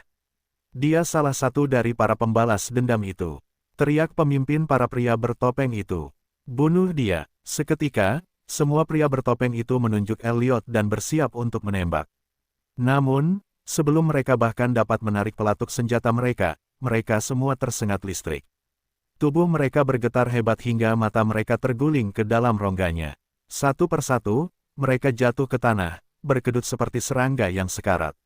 Setelah memastikan bahwa semua pria bertopeng itu tidak sadarkan diri, Elliot mengeluarkan ponselnya dan menelepon polisi, memberi tahu mereka tentang apa yang terjadi di dalam kafe itu. Setengah jam kemudian, semua anggota kelompok kriminal itu ditangkap, dan pemilik toko mengucapkan terima kasih yang sebesar-besarnya kepada Elliot karena tidak merusak tokonya saat ia menaklukkan para pria bertopeng yang bermaksud menculik Belle dan putrinya, Stella. Elliot, aku akan membawa Stella dan pergi ke rumah orang tuaku, bisik Belle. Bisakah kau mengantar teman-temanku kembali ke rumah mereka? Kurasa mereka masih menderita trauma. Baiklah, Elliot mengangguk. Jangan khawatir, aku akan memastikan mereka pulang dengan selamat. Setelah mengucapkan selamat tinggal kepada teman-temannya, Belle terbang ke langit sambil menggendong Stella di tangannya. Gadis kecil itu melambaikan tangan ke arah Paula dan Hana, yang keduanya tampak tercengang. Mereka tidak tahu bahwa Belle bisa terbang, dan itu membuat mereka merasa seolah-olah banyak hal telah terjadi pada sahabat mereka sejak terakhir kali mereka melihatnya. Namun, mereka tersadar dari lamunan mereka saat Elliot mendekati mereka dan mengatakan bahwa ia akan mengantar mereka berdua kembali ke rumah mereka. Kau tahu, kau mirip sekali dengan William, kata Paula sambil menatap Elliot dengan wajah memerah. Satu-satunya perbedaan adalah gaya rambutmu, warna rambut dan matamu. Tapi yang lainnya terlihat sama persis.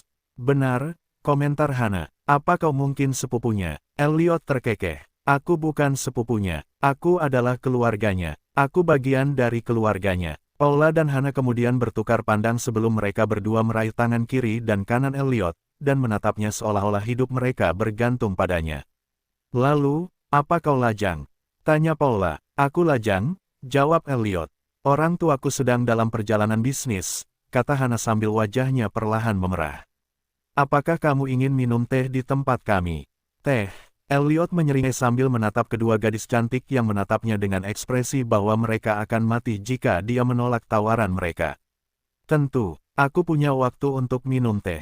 Bagus, kata Hana gembira. Ayo pergi, rumahku tidak jauh dari sini. Paula dan Hana saling bertukar pandang. Karena pria tampan yang mereka berdua pegang tangannya masih lajang, mereka pasti tidak akan membiarkannya lepas dari genggaman mereka. Yang tidak diketahui kedua wanita cantik itu adalah bahwa Elliot juga tersenyum dalam hatinya. Dia tahu bahwa kedua wanita itu berencana untuk memakannya begitu mereka tiba di rumah Hana. Yang tidak diketahui kedua gadis itu adalah bahwa pemuda bak bidadari itu, yang tampak seperti pria paling keren dan baik di dunia, sebenarnya adalah serigala berbulu domba. 1 jam kemudian, kedua wanita itu berbaring di tempat tidur tanpa busana dengan ekspresi puas di wajah mereka, sambil memeluk pemuda bak bidadari itu dalam pelukan mereka. Tubuh mereka dipenuhi bekas ciuman, memperlihatkan setiap tempat yang pernah dicium dan digigit Elliot. Meskipun mereka sudah berencana untuk memakannya, mereka tidak menyangka bahwa peran mereka akan terbalik, dan merekalah yang akan dimakan sebagai gantinya. Seminggu setelah kejadian itu, Paula dan Hana menjadi pacar Elliot, yang mengejutkan bukan hanya Belle, tetapi juga William dan Conan. Bagian yang paling mengejutkan adalah Elliot tidak mencari gadis lain selain mereka, dan memperlakukan kedua wanita cantik itu dengan cinta dan rasa hormat, sampai akhirnya ia berhasil membuat orang tua mereka setuju untuk mengizinkan kedua gadis itu menikah dengannya di Hestia. Paula memiliki 3 anak dengan Elliot, sementara Hana memiliki 2. Mereka hidup bahagia di dalam kekaisaran Ainsworth, dan menetap di sebuah villa di pedesaan, dikelilingi oleh anak-anak mereka yang menggemaskan, yang membuat Elliot merasa seolah-olah hidupnya akhirnya lengkap, akhirnya selesai, kata William sambil tersenyum saat melihat monumen yang dibangunnya di pusat ibu kota kekaisaran Ainsworth, yang dihancurkan oleh para raksasa selama perang. Di panggung marmer yang tinggi, kata-kata, Dewa Pelindung Kekaisaran Ainsworth, ditulis dengan huruf tebal, memberi tahu semua orang tentang identitas patung marmer yang berdiri di atasnya. Di tengah panggung, 5 patung marmer dengan tiang yang berbeda dapat dilihat, menjulang tinggi di atas semua orang yang berjalan melewati tempat bersejarah ini. Dewa Pelindung William, Gavin, berdiri di tengah patung marmer dengan tangan disilangkan di dada, menatap lurus ke depan, seolah-olah sedang menatap masa depan yang cerah. Di sebelah kanannya, ada seorang gadis manis, yang membuat tanda perdamaian ganda dengan senyum manis di wajahnya. Tentu saja, gadis kecil ini tidak lain adalah Lily, Dewi Loli, yang telah melakukan banyak hal untuk William di balik layar. Di sebelah kiri Gavin adalah Dewa Harem, dan saudara sumpah William, Issei. Dewa tampan itu tersenyum percaya diri, dan tangannya membentuk gerakan jari hati yang kini tengah populer di bumi. Di sampingnya, tak lain adalah Dewa Gembala, David. Lelaki tua itu tersenyum ramah sambil memegang tongkat di salah satu tangannya, seolah-olah menggunakannya sebagai penyangga agar bisa berdiri. Terakhir, di belakang keempat patung ini, ada robot marmer setinggi 5 meter. Dengan lengan terentang lebar, melingkupi keempat sosok yang lebih kecil. Dia tak lain adalah Trakun. Awalnya, dia tak berencana untuk menambahkan spesialis isekai ke mahakaryanya. Namun, setelah banyak memikirkannya, akhirnya dia memutuskan untuk menambahkan Trakun sebagai salah satu dewa pelindung kekaisaran Ainsworth. Alasannya cukup sederhana. Jika Trakun tak muncul saat itu dan mengirim jiwanya berputar-putar menuju portal merah, yang merupakan dunia Hestia, William mungkin telah bereinkarnasi di dunia yang berbeda, dan tak akan bisa bersatu kembali dengan kekasihnya dari kehidupan masa lalunya. Ia akan kehilangan kesempatan untuk menepati janji 1000 tahun yang telah ia ingkari di masa lalu, dan mungkin akan menjalani kehidupan yang sangat berbeda dari yang telah ia jalani selama ini. Mungkin itu takdir, gumam William sambil menatap kelima patung itu. Dengan tangan disilangkan di dada. Takdir, sebuah suara jenaka terdengar di belakang William. Apa kau benar-benar berpikir begitu? Si peri setengah berbalik dan matanya membelalak kaget ketika ia melihat 3 wanita cantik tersenyum padanya. Salah satu dari mereka memiliki rambut panjang kemasan, dan mata sebiru langit. Yang lainnya memiliki rambut panjang berwarna coklat muda, dan mata sehijau zamrud. Yang ketiga, dan yang termuda dari ketiganya, memiliki rambut perak panjang, dan mata abu-abu yang seolah melihat kedalaman jiwa seseorang. William telah melihat ketiganya di masa lalu yang jauh, dan matanya berkaca-kaca karena dia tidak pernah mengira akan melihat mereka lagi. Kita bertemu lagi, Pendragon, kata wanita berambut emas panjang itu sambil tersenyum. Selamat karena telah menyelamatkan dunia ini, dan juga memiliki banyak istri yang cantik. Senang bertemu kalian lagi, jawab William sebelum dia melihat ketiga wanita yang memiliki ikatan khusus dengannya. Apakah kalian bertiga akan menghapus ingatanku seperti yang kalian lakukan terakhir kali? Yang termuda dari mereka semua, Skull, terkikik setelah mendengar kata-kata William. Yah, itu tergantung pada suasana hati kita, kata Skull. Jadi, pastikan untuk mengatakan hal yang benar dan kami akan membiarkanmu menyimpan ingatanmu kali ini. Kau semanis biasanya, Skull. Sanjungan tidak akan membawamu kemanapun, tetapi aku tidak akan mengurangi poin apapun karena mengatakan yang sebenarnya. Ketiga wanita itu tidak lain adalah para non yang menenun takdir semua orang di dunia. Terkadang, mereka membantu orang-orang dalam cobaan mereka. Di waktu lain, mereka memberi nasihat, agar mereka tidak tersesat. Urt mewakili masa lalu, Verdandi mewakili masa kini, dan Skuld mewakili masa depan. Ketiga wanita yang dikatakan mengendalikan takdir kehidupan orang-orang muncul di hadapan William untuk berbicara dengannya untuk terakhir kalinya. Will, saat ini, apakah kamu bahagia? Tanya Verdandi. Dia yang hidup di masa kini sudah tahu jawaban untuk pertanyaan ini, namun, dia tetap menanyakannya karena dia ingin mendengarnya dari bibir William sendiri. Ya, jawab William, aku sangat bahagia saat ini. Skuld meraih tangan William dan mengayunkannya ke samping, bertingkah seperti anak manja. Kau tahu, aku tidak bisa lagi melihat masa depan seperti apa yang akan terjadi padamu, begitu juga orang-orang di sekitarmu, kata Skuld sambil cemberut. Tidak adil, tahu, aku ingin melihat spoiler, tapi tidak bisa. Ada saat di mana aku bahkan mencoba menyuap spoiler God, tapi dia hanya berkata padaku tidak ada spoiler. Bukankah dia jahat? William terkekeh setelah mendengar keluhan gadis kecil itu. Elliot pernah mengatakan kepadanya bahwa kemampuan melihat masa depan adalah kutukan sekaligus berkah. Malaikat familiar menambahkan bahwa terkadang, dia tidak ingin melihat hal-hal yang dilihatnya, namun, dia tidak menyesal melihatnya karena hal itu memungkinkan William untuk mengatasi rintangan yang dihadirkan kepadanya selama saat-saat mengerikannya. Elliot banyak mengeluh kepada William, ketika dia, Conan, dan Elliot, mengadakan pesta minum hanya dengan mereka bertiga, tentang kesulitan yang dialaminya di masa lalu. Selain itu, malaikat yang akrab itu juga meminta nasihat tentang hubungan, yang mengejutkan Half-Elf dan Conan saat itu. Ini terjadi saat Hannah dan Paula mendekati Elliot. Meskipun malaikat familiar itu bisa saja pergi begitu saja dan menganggap kejadian itu sebagai sesuatu yang hanya terjadi sekali, dia tidak melakukannya, dan memutuskan untuk memberi kedua gadis cantik itu kesempatan untuk menjalin hubungan yang baik dengannya.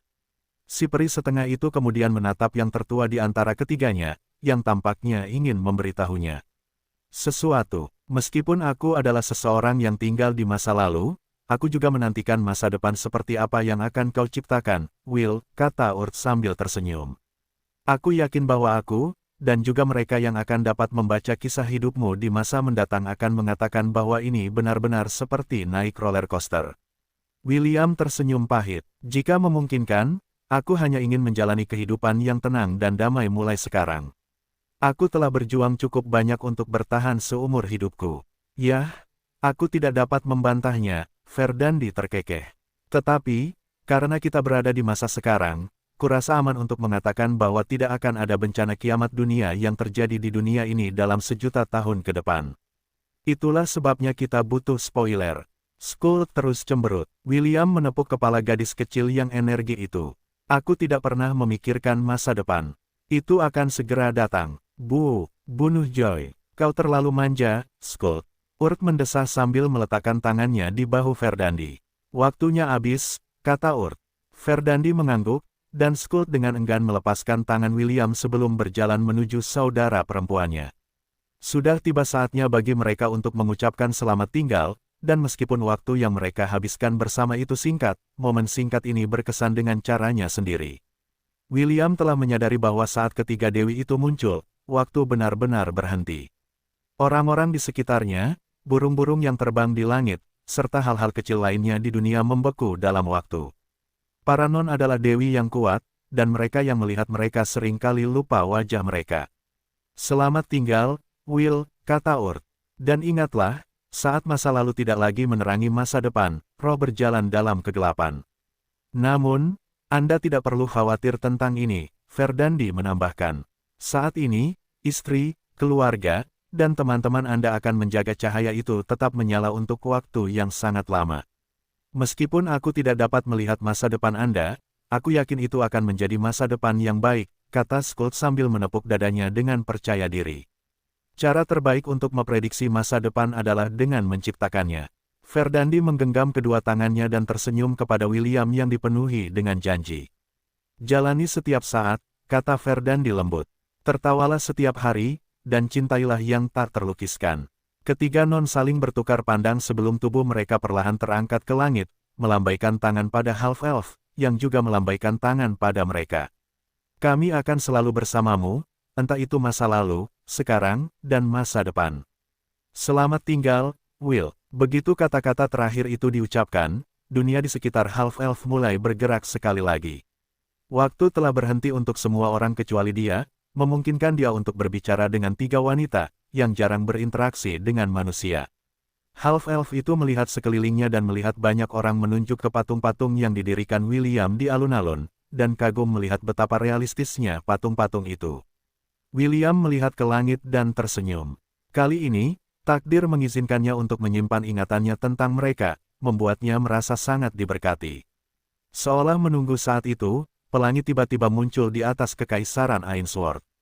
Memberitahu half-elf bahwa meskipun mereka mungkin tidak bertemu lagi dalam kehidupan ini, mereka akan selalu mengawasinya, dari Aula Udar, dan berharap bahwa dia, dan mereka yang mendukung dan menyaksikan perjalanannya dari awal hingga akhir, akan diberkati dengan semua kebahagiaan yang ditawarkan dunia ini semuanya begitu damai. Seorang wanita, yang usianya tidak dapat dipastikan, menyeruput tehnya sambil menatap pemandangan dari halaman. Kuilnya, Kekaisaran Ainsworth telah pulih setelah perang dan kini berkembang lebih pesat dari sebelumnya. William telah membangun beberapa gerbang teleportasi sejauh 1 mil di luar kota, yang memungkinkan bangsa-bangsa dari seluruh dunia untuk mengunjungi kekaisarannya langsung dari manapun mereka berada, menjadikan Kekaisaran Ainsworth sebagai pusat seluruh dunia. Tempat di mana orang-orang dari berbagai budaya dapat berinteraksi satu sama lain dan berdagang, yang memungkinkan semua orang untuk sejahtera. Halet, Pearl, dan Erinis akan segera melahirkan, kata wanita itu sambil tersenyum. Setelah mereka, yang lain akan menyusul dan, segera, mereka semua akan melahirkan bayi yang lucu dan menggemaskan. Wanita itu mendesah saat membayangkan untuk menggendong anak-anak para wanita yang merupakan bagian dari personanya. Ketika mereka semua telah melahirkan, kurasa sudah waktunya untuk memberi Will kejutan lagi. Wanita itu terkekeh membayangkan akan mengejutkan half-elf yang tampan, yang baru saja memeluknya semalam. Tepat saat wanita itu tengah memikirkan cara untuk menyampaikan berita itu kepada half-elf, seorang gadis remaja cantik berambut merah muncul di sudut pandangannya. Dalam 2 atau 3 tahun, Eve akan mulai mekar seperti bunga mawar, pikir wanita itu sambil menatap imam besar kekaisaran Ainsworth, yang berjalan ke arahnya. Aku kasihan pada anak laki-laki yang akan mencoba mendekatinya. Jika James tidak berhasil membunuh mereka, William pasti akan melakukannya. Wanita itu terkekeh dalam hati saat menatap muridnya, yang telah tumbuh dari seorang gadis kecil menjadi seorang wanita muda yang dipuja di kekaisaran Ainsworth dan benua iblis. Tuan, aku sudah selesai belajar, kata Eve sambil membungkuk hormat kepada tuannya, Ariadne, sebelum duduk di kursi di sebelahnya. Bagus, jawab Ariadne sambil menepuk kepala Eve. Tuan, tolong berhenti memperlakukanku seperti anak kecil. Eve cemberut. Aku sudah dewasa sekarang. Ariadne terkekeh sebelum berhenti menepuk kepala muridnya, yang telah menarik perhatian semua pangeran dari berbagai kerajaan di dunia. Faktanya, sudah ada beberapa pelamar dan mak comblang yang mencoba melamar Eve, tetapi James dan William menolak semua tawaran mereka, mengatakan bahwa Eve masih terlalu muda untuk memulai hubungan romantis. Tentu saja, ada pangeran yang cukup berani dan mencoba menjalin hubungan dengan harta karun keluarga Ainsworth secara pribadi. Eve memperlakukan orang-orang ini dengan hangat, yang membuat mereka lebih berani, berpikir bahwa dia adalah gadis naif yang tidak tahu apa itu cinta. Sayangnya, setelah ia dipaksa menjadi pendeta tinggi Ahriman, serta berpartisipasi dalam perang di benua tengah, wanita muda itu mirip dengan seorang prajurit veteran yang telah melihat pertempuran yang tak terhitung jumlahnya. Meskipun ia memperlakukan orang lain dengan hangat dan penuh hormat, sebagaimana seharusnya seorang pendeta tinggi dewa, ia jauh dari naif dan sepenuhnya memahami niat orang-orang yang mencoba meminangnya. Para pelamar yang gigih dan menyebalkan di antara para bebeknya ditangani oleh para bebek dan angsa putih, yang tidak ragu-ragu menggigit permata keluarga mereka, membuat para pangeran dan bangsawan berpangkat tinggi ini menjerit kesakitan. Tentu saja, mereka mencoba membuat Hawa merasa bersalah, tetapi monyet bertelinga 6 selalu ada untuk menghentikan delusi mereka. Setelah Dewa Semu, yang kekuatannya mirip dengan Sun Wukong, mengubah mereka menjadi monyet selama sehari penuh, mereka tidak lagi mengganggu Hawa dan mencari wanita cantik lain untuk dimangsa. Apakah persiapan untuk pernikahan ketiga William sudah selesai? Ariadne bertanya dengan nada menggoda. Eve mengangguk. Undangan sudah dikirim ke berbagai negara. Tampaknya benua Silvermoon sedang mempersiapkan pesta besar sebagai penghormatan karena putri mereka akan menikah dengan keluarga kita. Hah, ini semua politik.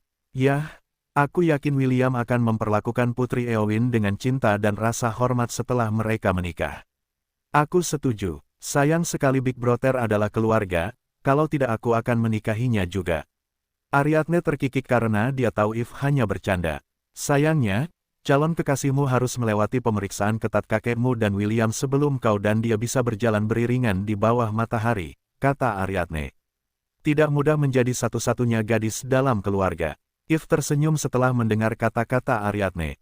Dia tidak benar-benar terburu-buru untuk menjalin hubungan dengan siapapun. Untuk saat ini, dia baik-baik saja dengan perannya saat ini sebagai imam besar Dewa Gembala dan Dewa Segala Dagang, yang merupakan 2 dari 5 dewa pelindung yang mengawasi kekaisaran mereka. Untuk saat ini, William memutuskan untuk tidak menjadikan Eve sebagai imam besar Dewi Loli, Dewa Harem, dan spesialis Isekai, karena ketiga agama ini mungkin akan mengacaukan dunia Hestia, jika mereka menjadi resmi. Tuan, entah mengapa, Anda merasa berbeda hari ini. Eve memiringkan kepalanya saat dia melihat Ariadne. Meskipun tuannya ketat, dia sangat baik dan benar-benar peduli padanya. Namun, perasaan yang dia dapatkan dari Ariadne saat ini begitu santai, seolah-olah dia hanya berbicara dengan Medusa, Cherry, dan Erinis, yang telah menjadi sahabatnya. Aku hanya dalam suasana hati yang baik hari ini, jawab Ariadne. Jangan khawatir, aku akan kembali menjadi gurumu yang tegas dalam beberapa jam lagi. Jadi sebaiknya kau bersiap ketika hal itu terjadi. Tuan, aku benar-benar menyukai dirimu yang sekarang, kata Eve jujur sambil tersenyum pada Ariadne. Aku harap kamu selalu dalam suasana hati yang baik. Ariadne terkekeh mendengar jawaban gadis cantik itu, yang membuatnya mencubit pipi Eve. Tiba-tiba, Tuan Eve mengangkat kepalanya ke langit dan melihat seorang half-elf terbang ke arah mereka. Sebuah pikiran nakal muncul di dalam kepalanya saat dia melihat William yang akan mendarat di samping mereka. "Selamat siang, Nona-nona," kata William sambil menepuk kepala Eve sebelum duduk di kursi di sebelahnya. "Bolehkah aku bergabung dengan kalian untuk makan camilan sore?" Eve melirik tuannya, dan Ariadne hanya mengangkat bahu seolah mengatakan bahwa dia tidak keberatan ditemani lagi. "Apakah kamu mungkin melarikan diri dari salah satu kekasihmu?" Ariadne bertanya dengan nada menggoda. "Pasti menyenangkan menjadi populer." "Aku tidak melarikan diri," jawab William sambil tersenyum. "Aku hanya melakukan yang terbaik untuk memastikan bahwa aku menjaga semua wanita yang mencintaiku." "Oh, lalu apa yang kamu lakukan di sini?" "Itu karena salah satu gadisku ada di sini." Ariadne mengangkat sebelah alisnya setelah mendengar kata-kata William. "Apa maksudmu?" tanya Ariadne. "Apakah kau mengatakan bahwa kau sedang mendekati muridku?" William menyeringai dan menatap Ariadne. "Kau tahu, aku selalu bertanya-tanya mengapa wajahmu berubah setiap kali aku melihatmu, dan akan melupakannya begitu aku mengalihkan pandanganku darimu. Sekarang, aku mengerti alasannya." Ariadne mengambil cangkir tehnya dan menyesapnya sambil menatap William dengan ekspresi geli di wajahnya. "Apa yang kau mengerti?" tanya Ariadne. "Kau mirip dengan Nisa," jawab William sambil tersenyum penuh arti kepada sang oracle. Tubuh Ariadne membeku setelah mendengar kata-kata William. Beberapa detik kemudian, dia meletakkan cangkirnya di atas meja dan hendak membantah kata-kata half-elf itu, tetapi sebelum dia bisa melakukannya, William telah menutup bibirnya dengan bibirnya sendiri, membuat mata Eve terbelalak kaget melihat pemandangan yang tak terduga itu. Setengah menit kemudian, half-elf itu mundur dan kembali ke tempat duduknya, meninggalkan Ariadne yang linglung, dan Eve yang tercengang membeku di tempat mereka berada. "Eve, bisakah kau tinggalkan kami berdua untuk saat ini?" kata William. "Aku ingin berbicara dengan tuanmu secara pribadi." Eve mengangguk dan buru-buru meninggalkan tempat kejadian. Apa yang dilihatnya benar-benar mengejutkannya, dan untuk beberapa alasan, dia tidak ingin berada di sana ketika William berbicara dengan tuannya. "Kau tahu, apa yang kau lakukan saat itu jahat," kata William ketika dia yakin bahwa Eve sudah berada cukup jauh dari mereka. "Kaulah yang pertama kali menawariku darah, setelah aku menjadi setengah vampir. Tentu saja, aku seharusnya tidak lupa seperti apa rasa darahmu, tetapi karena aku lebih lemah darimu saat itu, kau menghapus ingatan ini dari kepalaku. Sekarang setelah aku lebih kuat darimu, ingatan ini kembali, dan aku menyadari bahwa darahmu, dan darah istriku yang riang itu mirip." Ariadne berpura-pura tidak mendengar kata-kata William, sambil terus menyeruput tehnya. "Katie, tidakkah menurutmu sudah saatnya kau berterus terang?" tanya William. "Nisa adalah avatar Nyx, sementara Ariadne adalah avatarmu, kan?" Desahan keluar dari bibir sang oracle saat ia meletakkan kembali cangkir tehnya di atas meja. "Bagaimana kau tahu?" tanya Katie. "Kau hanya meminum darahku sekali, dan aku memastikan untuk hanya turun ke tubuh Ariadne saat kau tidak ada." "Indraku meliputi seluruh kekaisaran Ainsworth," jawab William. "Aku bersama Erinis beberapa menit yang lalu saat aku merasakan auramu. Karena dia bersamaku, mustahil bagimu untuk muncul, yang merupakan bagian yang kubutuhkan untuk menghubungkan titik-titik itu. Aku tahu aku seharusnya pergi saat aku punya kesempatan." Katie mengusap wajahnya dengan kedua tangannya. "Asal kau tahu, aku hanya bisa turun ke tubuh ini seminggu sekali. Aku tidak bisa selalu menggunakan Ariadne sebagai wadahku karena, seperti Nisa, dia juga punya pikiran dan cara hidupnya sendiri. Aku hanya meminjam tubuh ini untuk sementara." William mengangguk. "Aku mengerti, tapi kuharap kau memberitahuku ini sebelumnya." Aku berencana untuk memberitahumu saat semua orang sudah melahirkan," jawab Katie. "Tapi, kau merusak kejutanku." Katie melotot ke arah half-elf, tetapi yang terakhir hanya terkekeh melihat ekspresi tidak senangnya. Jelas, dia menemukan kegembiraan dalam menghancurkan rencana istri kesembilannya. "Tadi malam, kita tidak bisa menghabiskan banyak waktu bersama karena kita tidak bisa terus-terusan menyatu karena Halep, Pearl, dan Erinis sedang hamil," kata William. "Lain kali saat kau turun ke tubuh Ariadne, pastikan untuk memberitahuku agar kita bisa menghabiskan waktu bersama." "Kau harus meminta izin Ariadne terlebih dahulu," jawab Katie. "Bagaimanapun, ini tubuhnya. Aku tahu. Aku akan bertanya padanya nanti." "Bagus." Katie berdiri dari tempat duduknya dan memeluk William dari belakang. Aku menantikan hari saat aku bisa melahirkan bayimu juga, bisik Katie di telinga William. Saat-saat itu tiba, pastikan untuk mencintaiku dengan sepenuh hati, oke, Papa. Oke, jawab William sebelum menoleh ke samping untuk mencium bibir Katie. Meskipun ada beberapa liku-liku di sepanjang jalan, half-elf itu senang mengetahui bahwa istrinya, yang tidak bisa selalu bersamanya karena keadaan saat itu, selalu mengawasinya, dan terus membantunya dalam lebih dari satu cara. Arwen menatap matahari terbenam sembari menyandarkan kepalanya di bahu suaminya. Maxwell kini mampu menciptakan avatar, mirip dengan homunculus yang dibuat Arwen untuk Asedia saat ia pergi ke benua selatan untuk mendaftar di Akademi Kerajaan Helan. Avatar ini adalah sesuatu yang telah ia kembangkan di dalam pohon dunia selama 1 dekade terakhir, menciptakan kembali tubuh yang telah lama hilang darinya.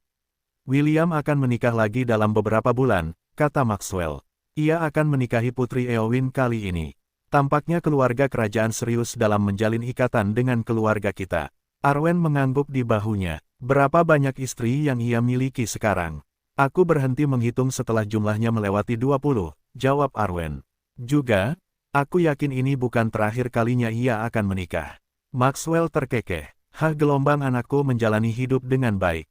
Ia memiliki begitu banyak istri yang cantik. Aku sangat iri. Pria tampan itu tidak dapat menyelesaikan kata-katanya karena Arwen telah memberikan pukulan keras ke perutnya, membuatnya tersungkur. Sayang, apa yang kau katakan lagi? Kata Arwen dengan senyum yang tidak sampai ke matanya. Kurasa aku salah dengar. Kau salah dengar, jawab Maxwell dengan ekspresi sedih sambil mengusap perutnya. Aku bilang aku sangat iri karena kau pergi ke pernikahannya, dan aku tidak.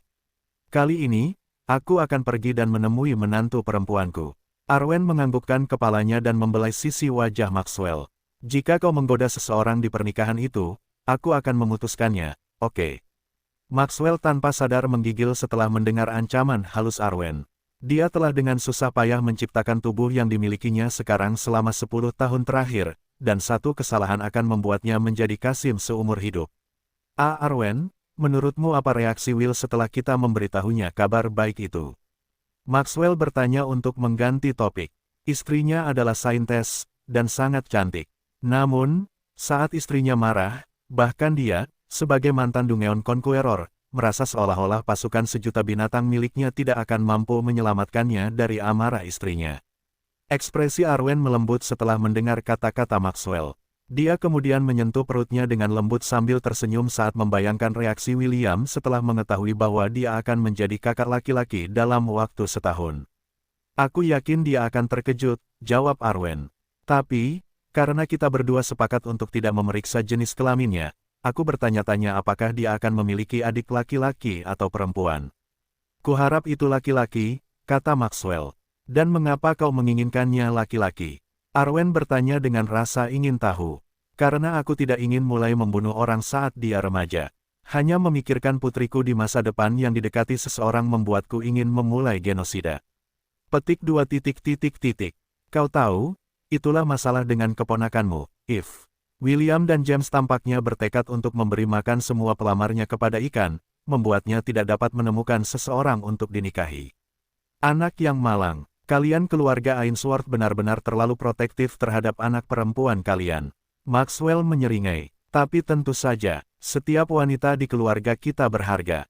Kita tidak akan menyerahkan mereka begitu saja kepada pria sembarangan tanpa mencoba membunuh mereka terlebih dahulu. Arwen menggelengkan kepalanya tanpa daya karena William telah mengatakan hal yang sama persis kepadanya ketika dia pergi ke Kekaisaran Ainsworth untuk mengunjungi cucu-cucunya. Ketika gambaran cucu-cucunya muncul di dalam kepalanya, hati Arwen meleleh karena mereka semua sangat menggemaskan. Aku merindukan mereka, kata Arwen. Bagaimana kalau kita mengunjungi Kekaisaran Ainsworth besok? Besok, Maxwell mengusap dagunya. Kedengarannya seperti rencana yang bagus. Ini pertama kalinya aku mengunjungi cucu-cucuku, haruskah aku menyiapkan hadiah untuk mereka? Camilan saja sudah cukup, mereka masih terlalu muda untuk hal lain. Camilan, oke, aku akan memberi mereka getah pohon dunia. Mereka bisa menambahkannya ke kue dan roti mereka agar rasanya lebih enak. Arwen mengangguk setuju dengan usulan suaminya. Sejujurnya, getah pohon dunia sangat berharga dan digunakan oleh para peri untuk membuat ramuan yang dapat menyembuhkan hampir semua jenis penyakit. Sang Santa Pohon Dunia mengumpulkan getah tersebut dan memberikannya kepada Dewan Peri, sehingga mereka dapat mendistribusikannya ke klan peri utama. Namun, jumlah getahnya selalu terbatas, sehingga setiap keluarga hanya mendapatkan sebotol kecil saja. Namun, yang tidak mereka ketahui adalah bahwa Pohon Dunia menghasilkan banyak getah yang sangat berharga ini. Arwen hanya tidak ingin semua orang memiliki lebih dari yang dibutuhkan, jadi dia mengatur dengan ketat distribusi getah setiap tahun. Aku akan memberi Will 100 botol, komentar Arwen. Hanya 100. Bagaimana kalau kita memberi mereka 1000? Maxwell berkata, getahnya juga baik untuk ibu hamil karena memberi anak di dalam tubuh mereka banyak nutrisi. Getahnya membantu tubuh mereka menjadi lebih kuat, dan juga menjamin persalinan yang aman.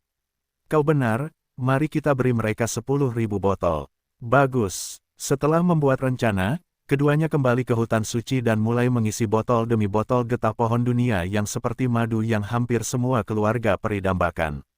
Jika mereka tahu bahwa putra sang wanita suci akan mendapatkan 10.000 botol getah Pohon Dunia, mereka pasti akan tersedak karena marah karena satu botol yang mereka dapatkan setahun sekali. Tanda hubung tanda hubung tanda hubung tanda hubung tanda hubung tanda hubung tanda hubung tanda hubung. Keesokan harinya di Kekaisaran Ainsworth. Nenek, ini untukmu, kata Ciel sambil menyerahkan bunga ungu kepada seorang wanita muda berambut biru muda. Terima kasih, Ciel, jawab Ella sambil tersenyum sambil mengambil bunga dari tangan bocah lelaki berusia 3 tahun itu, dan menempelkannya di telinganya, membuat anak pertama William tersenyum. Aku akan memetik bunga lagi untukmu, Nek. Baiklah, tapi jangan pergi terlalu jauh. Ciel berjalan di ladang bunga untuk mencari bunga terindah yang bisa diberikannya kepada neneknya. Sementara si peri kecil berambut merah itu sibuk, Ella juga menyibukkan diri membuat mahkota bunga untuk gadis kecil berambut hitam yang duduk di depannya. Sudah selesai, Stella, kata Ella sambil meletakkan karangan bunga di atas kepala gadis kecil itu. Terima kasih, Nek, Stella tersenyum manis sebelum mencium pipi Ella sebagai pembayaran mahkota bunga di kepalanya. Aku juga mau mahkota bunga, kata seorang gadis berusia 2 tahun dengan kulit yang terkena sinar matahari, dan rambut merah sambil memeluk Ella dari belakang. Baiklah, Raizel, jawab Ella. Aku akan membuatkannya untukmu juga. Yayai. Amazon kecil itu melompat-lompat sebelum berlari mengejar kupu-kupu. Ella terkikik saat melihat gadis kecil yang sangat energi itu, yang selalu menemaninya berjalan-jalan. Setelah memastikan Ciel dan Raizel tidak pergi terlalu jauh darinya, Ella melirik putri tidur yang berada beberapa meter darinya. Asedia berbaring di ladang bunga, dengan rambutnya berfungsi sebagai bantalan agar bayi perempuannya, Rena, dapat tidur dengan nyaman. Tidak seperti anak-anak berambut merah lainnya dalam keluarga William, Rena memiliki rambut emas seperti ibunya, dan mata hijau seperti ayahnya. Sama seperti ibunya, Rena suka tidur, jadi dia selalu bersama Asedia. Bahkan saat William ada di dekatnya, bayi kecil itu hanya akan menatapnya selama beberapa detik sebelum menutup matanya untuk tidur. Hampir semua wanita yang dinikahi William sedang hamil atau telah melahirkan anak. Wendy dan Estelle memang agak terlambat hamil, tetapi mereka akan melahirkan dalam beberapa minggu, menurut asumsi Titania. Putri Sidoni baru saja melahirkan sebulan yang lalu, dan ia menamai putrinya yang cantik, Kalista, yang berarti, tercantik. Putri Sucubus saat ini sedang mengunjungi keluarganya di benua selatan, untuk mengizinkan ayah dan saudara laki-lakinya melihat bayinya yang menggemaskan. Putri Ayla juga telah berhasil melahirkan, dan bayi laki-lakinya kini berusia 4 bulan. Yang mengejutkan semua orang, anaknya adalah half-elf berambut ungu, yang ia beri nama Hyacin. Ella sangat senang mengurus anak-anak William. Ini mengingatkannya pada saat ia membesarkan half-elf, yang entah bagaimana telah menjadi pria paling berpengaruh di dunia Hestia. Dia selalu suka mengurus anak-anak, jadi baginya, anak-anak William adalah anak-anaknya. Setiap kali ibu mereka pergi, dan anak-anaknya lapar, dia sering membiarkan mereka minum susunya, seperti yang dia lakukan untuk ayah mereka, bertahun-tahun yang lalu. Saat ini, istri-istri William melarangnya minum susu Ella, yang membuat half-elf itu menggaruk kepalanya. Tentu saja, dia sudah jauh melewati tahap di mana dia akan minum susu Ella, tetapi untuk memastikan dia tidak melakukannya, wanita hamil lainnya, seperti Celeste, akan membiarkan William minum susu ibu mereka saat bayi mereka masih dalam kandungan. Kesalahpahaman ini membuat William tidak berdaya, tetapi untuk memberikan ketenangan pikiran kepada istri-istrinya, dia hanya mengikuti arus dan minum susu mereka setiap malam. Ella menganggap seluruh situasi ini sangat lucu.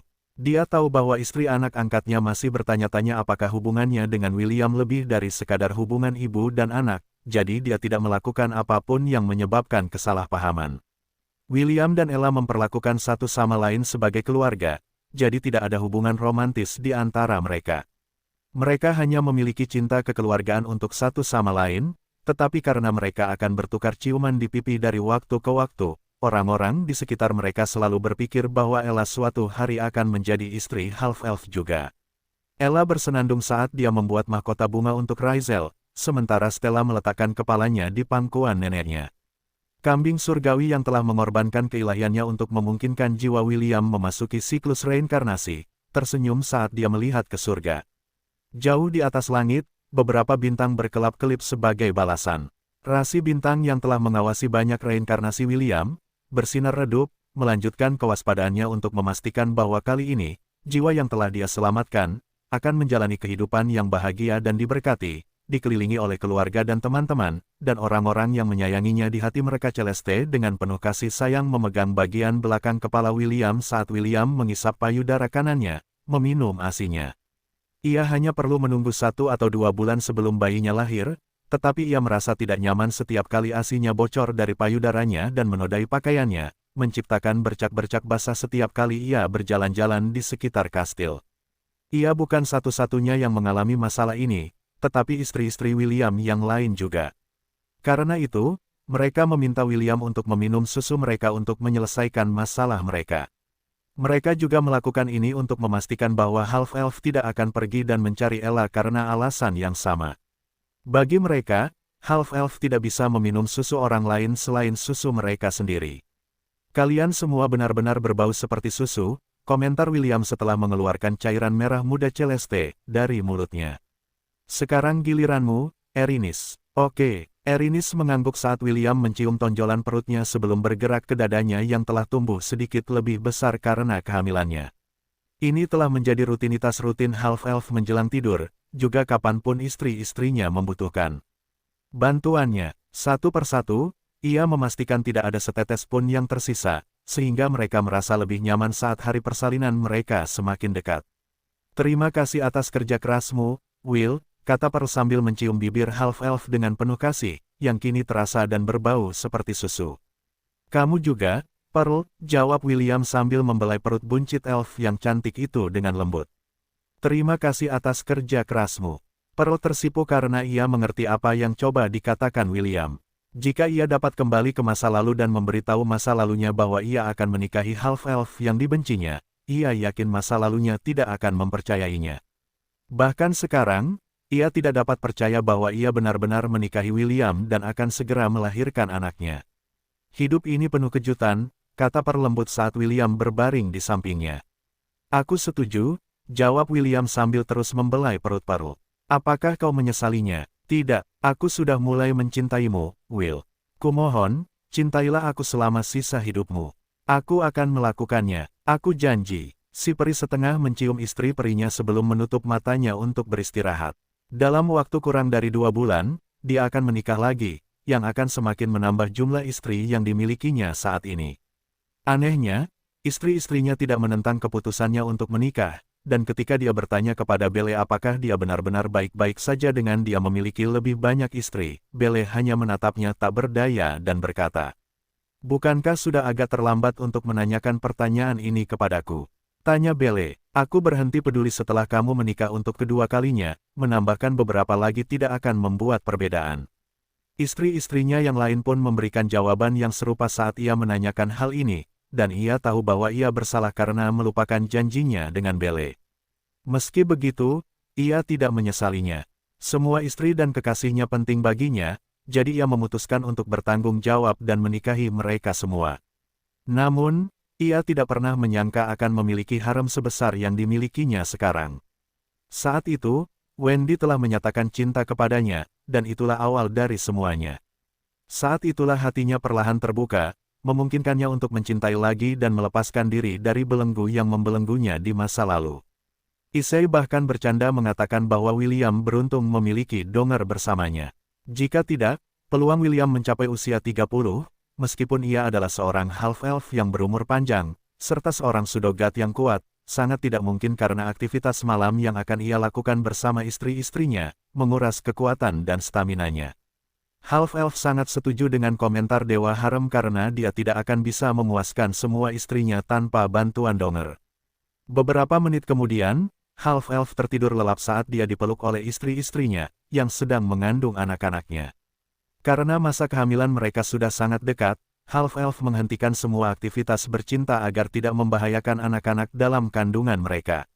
Tanda pisah tanda hubung tanda hubung tanda hubung tanda hubung tanda hubung tanda hubung tanda hubung tanda hubung. Di suatu tempat di benua selatan, haruskah kita mengirim undangan pernikahan kita ke Big Brother? Brianna bertanya kepada tunangannya, yang saat ini adalah putra mahkota kerajaan Helan, Ernest Louis V. Helan. Gadis manis yang ditemui William di Gunung Kirintor, kini telah tumbuh menjadi wanita muda yang cantik, yang matanya yang abu-abu cerah membuat semua bangsawan di kerajaan Helan, serta 3 kerajaan lainnya di benua selatan, menatapnya dengan penuh kasih. Kalau bukan karena Ernest tahu Brianna itu setia dan sangat mencintainya, dia pasti tidak akan mengizinkannya bertemu dengan lelaki lain, yang matanya selalu mencarinya setiap kali dia muncul di acara penting. Tentu saja kita harus mengundangnya, jawab Ernest. Dia adalah dermawan kita. Kalau bukan karena dia, kamu pasti sudah dipaksa menikah dengan orang yang tidak kamu cintai, dan kerajaan ini pasti sudah hancur karena invasi peri yang terjadi beberapa tahun lalu. Brianna menganggukkan kepalanya sambil membiarkan Ernest memeluknya lebih erat. Aku tahu Big Brother itu istimewa, tetapi aku tidak pernah menyangka dia seistimewa itu, komentar Brianna. Terkadang, aku bertanya-tanya apa yang akan terjadi jika aku tidak bertemu dengannya saat itu. Ernest mencium kening tunangannya sebelum memeluknya erat-erat.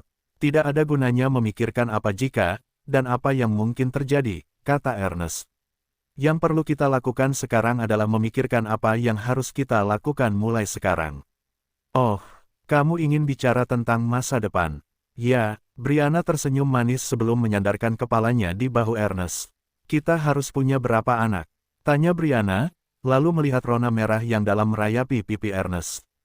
Tidak seperti William yang kini sudah menjadi veteran dalam percintaan, Ernest masih sangat polos dan tidak tahu banyak tentang aktivitas yang dilakukan sepasang kekasih. Yang paling sering ia lakukan bersama Brianna adalah berciuman, berpelukan, dan berpegangan tangan. 2 anak saja tidak apa-apa, kata Ernest setelah merenung sejenak. Kudengar melahirkan anak itu membebani tubuh wanita. Jadi, punya 2 anak adalah hal yang ideal. Brianna terkekeh, tetapi ia juga merasa punya 2 anak itu bagus.